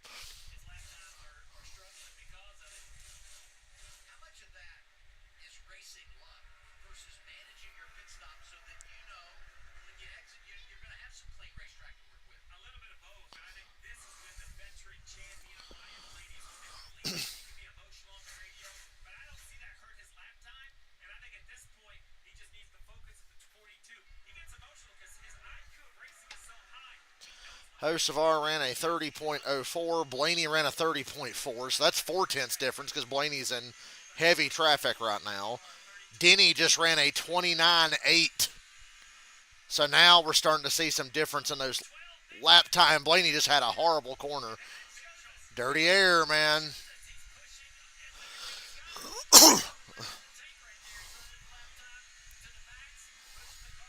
These last two laps of lap time have not been good to Blaney. but they're real good for Hocevar and Hamlin. Nemechek's already one lap down. Look at the time that Blaney's losing here. And just remind everybody, left side, look at the difference in time here, right? It's 8 laps pressure, but at this point in the race, it all matters with this slide there. It's a really big moment inside the car. And we saw many cars get loose on entry. It's really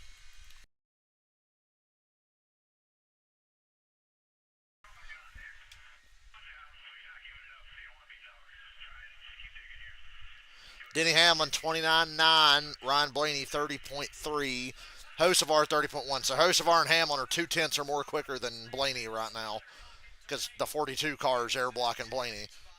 Because Nemechek's already a lap down. He doesn't want to go 2 down, so he's being a dick. kind of guy you want on the front of the stand that knows what it's like to be inside that car and how to calm you down. Because that's great for Blaney to know that he relates to what I'm feeling. I just need somebody. Hamlin 29.9, Blaney 30.4 again. Hocevar 30.1. So Hamlin's better than Hocevar. So the saving grace for Blaney might be when Hamlin tries to pass Hocevar, because he is going to get to Hocevar. He's within a second and a little faster. Because here you are, more of a look up in the distance. Blaney is quicker than both of them right now. Knows that's the guy. He has the clear. He can see it. He can taste it. All of that, rough driving. Just because I don't like Ricky Stenhouse, I kind of hope Hocevar wins this race. Just because I don't like Stenhouse. Everything is cycled through. Blaney just under 3 seconds in front of Hocevar and Hamlin inside of 4 seconds back. Blaney just about 3 tenths slower than Hocevar. Still trying to get through lap traffic, but behind Blaney, look at all these cars. That's the cars. Now Hocevar has to find his way through. And then he will slide into the clutches of Hamlin, who has better tires. Here's riding on board the FanDuel camera on the roof of Hocevar's car. Those better tires to point out to you.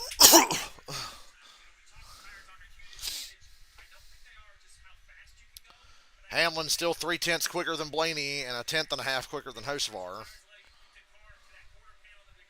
They're starting to show lap times on the ticker on the broadcast as well, which I would prefer. I would prefer them show lap time right now. That is a lot of laps where Hamlin's at least 3 tenths quicker than him. 3 tenths slower that lap. And so when they came back out on the racetrack in the middle of the pit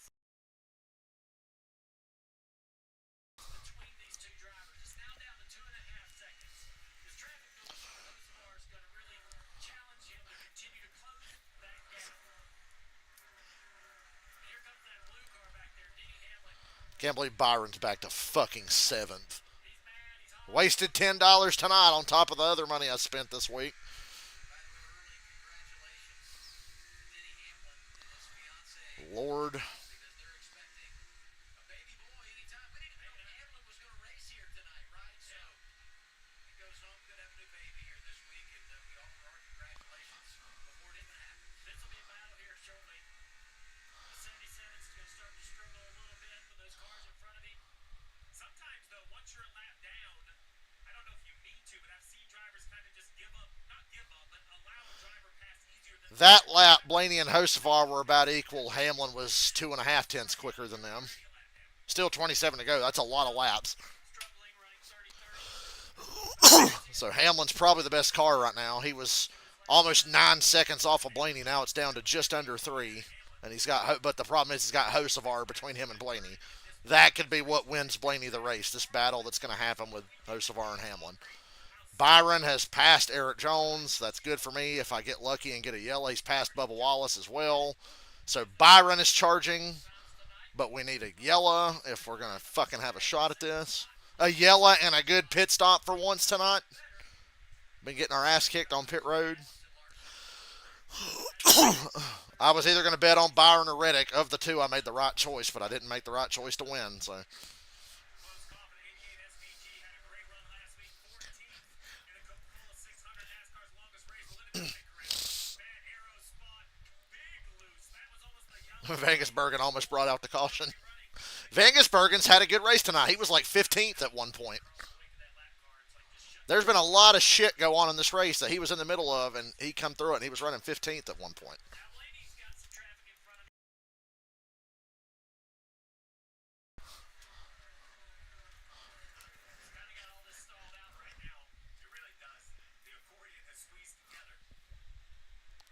Everybody's kind of planted where they are. Byron was the last car I saw in the top 10 make a pass. He passed Jones and Bubba within about a lap of each other.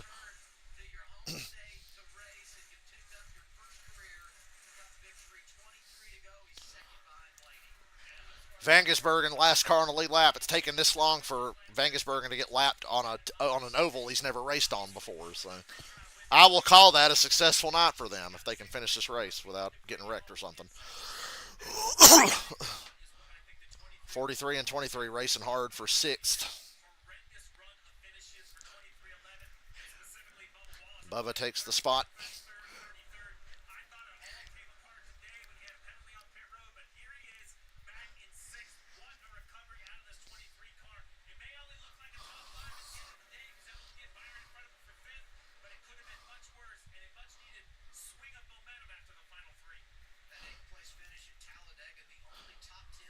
Bubba plus 54 above the cut line. He came into this race, what, plus 19?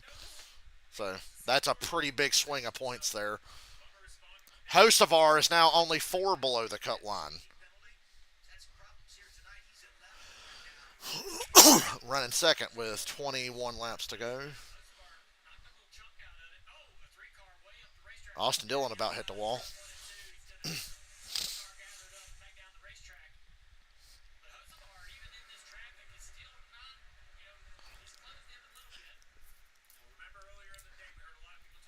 Hamlin is in lap traffic hell right now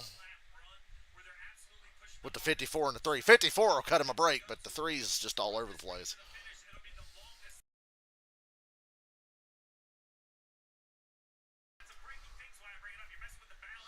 Yeah, Bubba's having his best year in spite of the fact he got wrecked 3 races in a row, and that's put him in this bad spot where he has to finish this good to maintain. He got wrecked 3 weeks in a row, and it wasn't his fault. 20 to go, now 19 to go. Hocevar and Hamlin are not really gaining anymore. If there's a late caution, we'll be here till fucking midnight probably.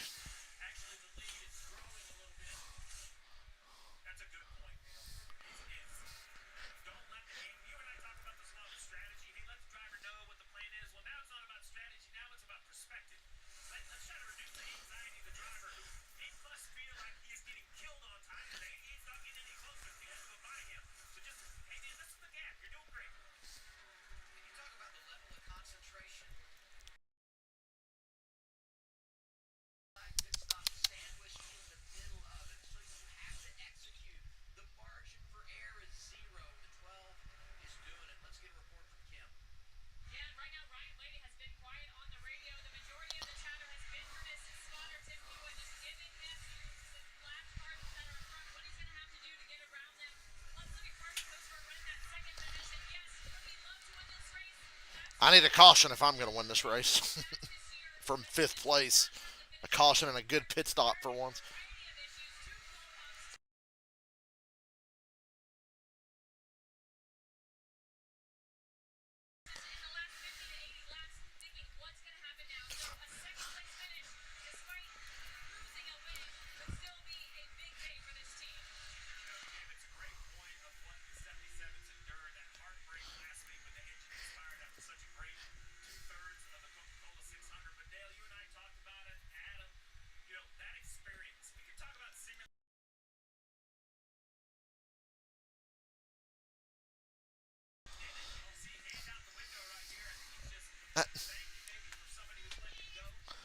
The points gap between Reddick and Bubba for 11th place is crazy.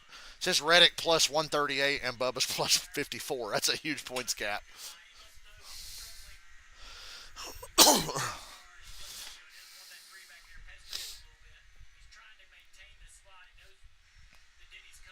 Without a caution, I would say it's over. Hocevar's given up half a second to Blaney the last little bit, so it's over. 15 to go. We'll see if anything happens. Blaney is long overdue and deserves to win.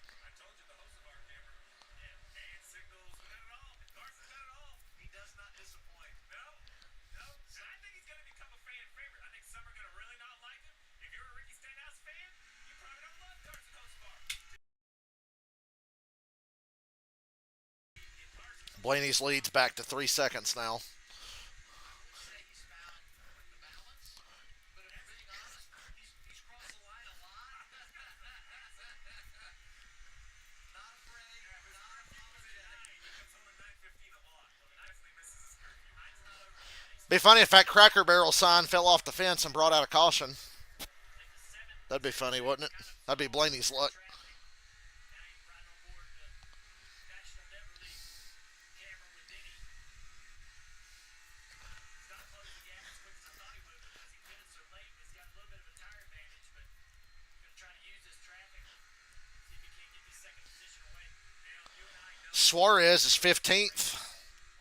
That's pretty good considering he was like 30th most of this race. Just on speed.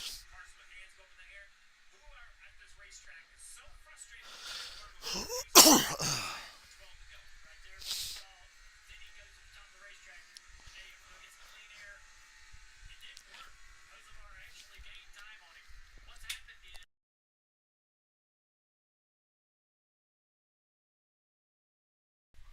and the cars now are feeding down the racetrack to where the grip and the speed is. You can run that higher line, but it's not as fast just because it's more heat.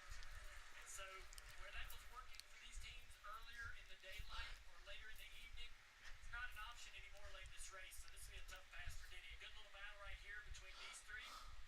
Chastain, Christopher Bell, ready trying to claw back into it. I've seen his 45-20 side by I can't believe that Bell's able to run top 10 after hitting the wall as hard as he did when Eric Jones took him out. hung up behind the one, and they keep trading this spot back and forth between 10 laps to go. 3-second lead for Blaney. Chastain not going to win two in a row, it wouldn't appear. But when you think about their really finding a good space is that one team. when you talk about performance, you know, when it matters most, how about performance under pressure? We've been well documented. Denny Hamlin has a baby on the way due date. I think this is this weekend. He's here.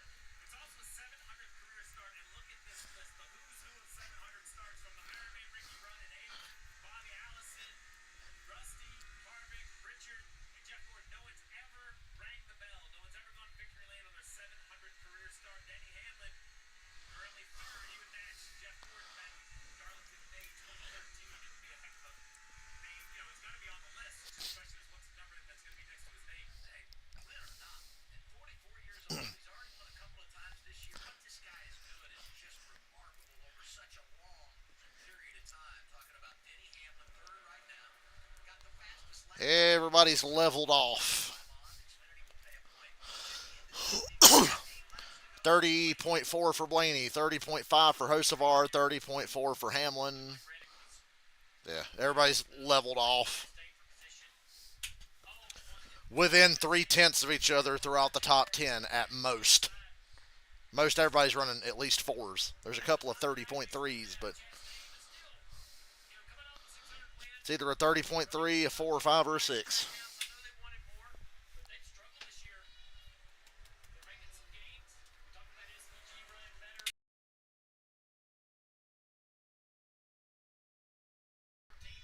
Meow. Here comes EO. She heard you. You make noise. She comes running. Looks like one car just lost all the tires here late in the race. This is that moment in the race where I know drivers take absolute pride that they can find just a little more with 7 or 6 to go, right? Trying to hold that. Oh,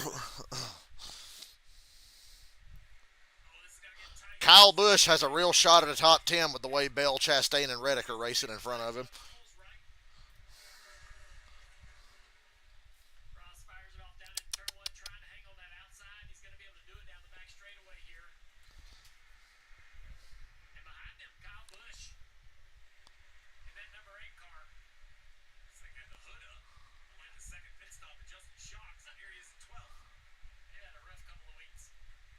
When you think about everything that's gone wrong and where they are in relation to that playoff cut line, if they could just get on the positive side of it, all of a sudden the second half. This year came 5 to go. It's been a fun race, but we're going out with a whimper here. But good for Blaney. He deserves it. 8 to get it going in the right direction. 5 to go. And I wasted $10. Credit Kyle Busch. Always I just wanted to win back the money I spent this weekend. giving him a shot, right? They're a team that's kind of struggled But I just wasted more. out there, but he's every time he gets behind the wheel. And what a dull stream. Ryan Blaney wants to hear is about a caution. See that white flag and the race. 3 laps to go. Hocevar still 3 seconds back.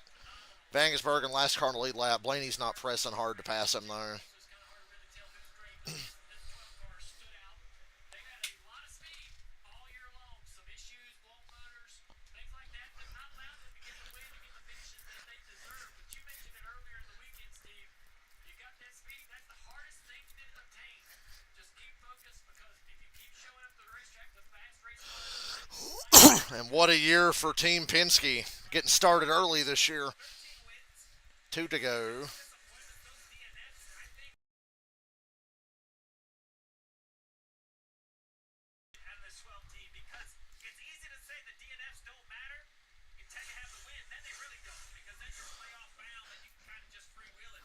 After they have won, it wouldn't surprise me if this 12 car just continues to win races. Reference the championship in 23. Big walk-off win last fall at Martinsville to make the championship for a season ago.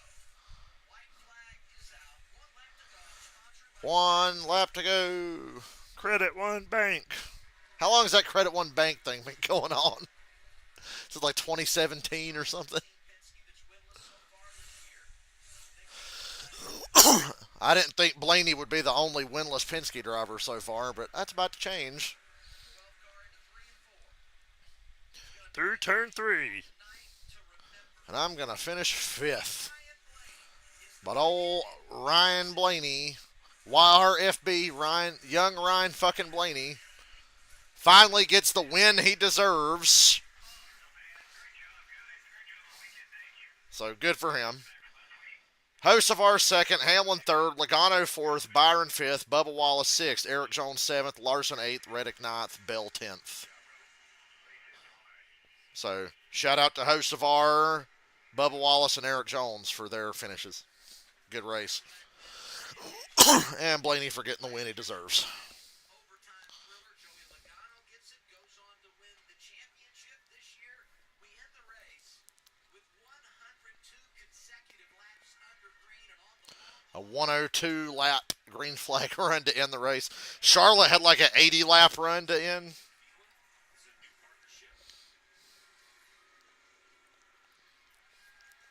The crowd's happy. Everybody likes Blaney. Blaney is like the only driver when I go to a race that doesn't get any boos or any shit from anyone. Everybody likes Ryan Blaney. I've liked this dude for 10 years at least. I was a Blaney fan from day one, so I like seeing him do well. I loved when he won his championship. And just remember, if Blaney gets DQ'd, Hocevar wins. If. So the race ain't over yet. He's going to salute the fans. A sellout crowd tonight in Nashville, and they're happy to see Ryan Blaney get to victory lane.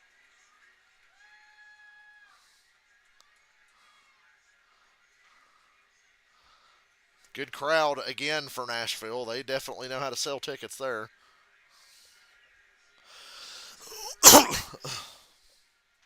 races in Nashville, 5 different winners. And we've now had 9 winners. 5 cup races at Nashville, 5 different winners. Yeah, we got 9 different winners this season, so that's another playoff spot taken. 7 remain. I told you things would start picking up at this point in the year. Everybody likes Blaney, so everybody's happy.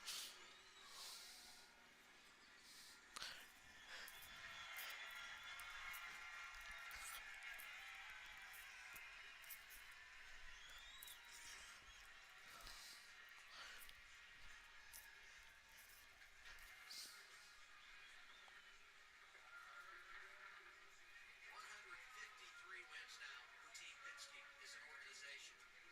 Tied with Junior Johnson and Associates for 4th on the all-time list.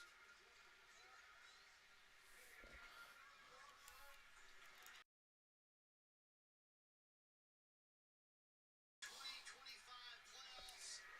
Ryan Blaney.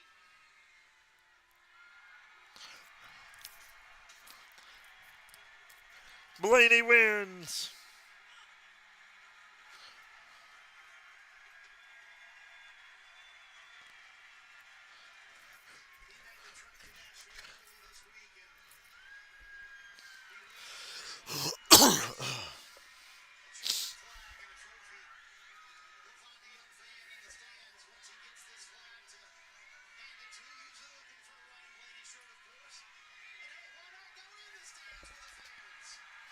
Rush him.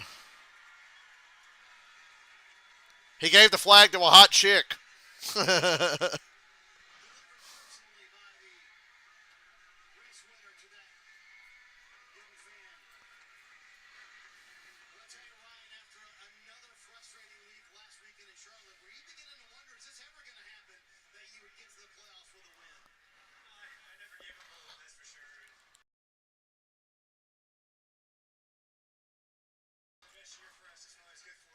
Did Stenhouse hang around long enough to confront Hocevar, or did he leave?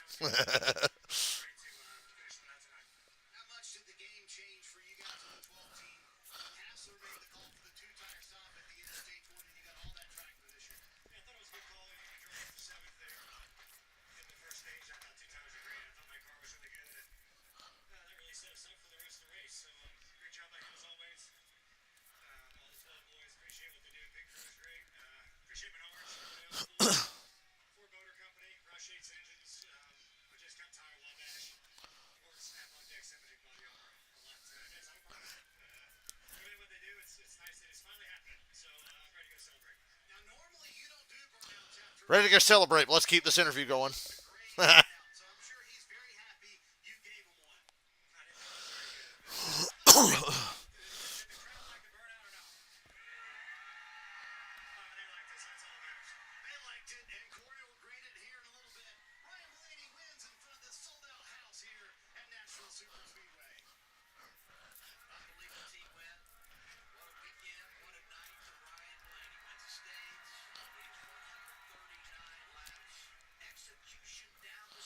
They nailed it. The strategy that got them to the front, that got them the track position, and then they stayed there all night. So, there you go. I'm glad Hocevar got the finish this week he deserved. Because last week he was top 5 and blew up. Get up.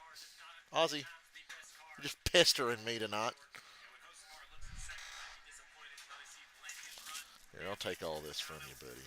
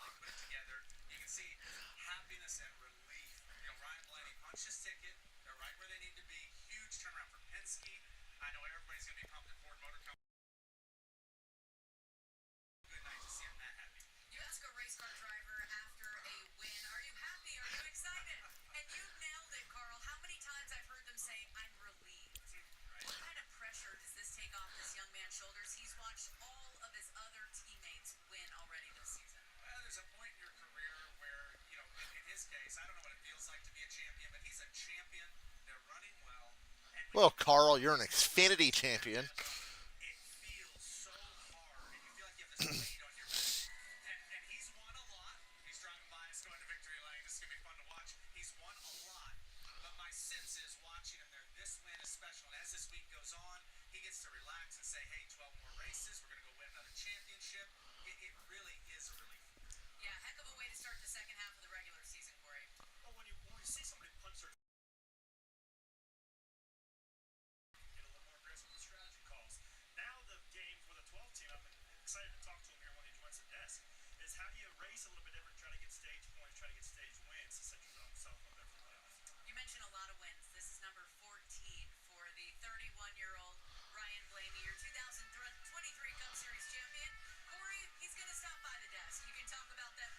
All right, stream over. I'm out. I appreciate anybody who showed up. It's kind of dull in here tonight, but I know y'all were there because at one point it said there's like 6 or 7 of you hanging out. Talk to me next time, damn it. A couple of you did.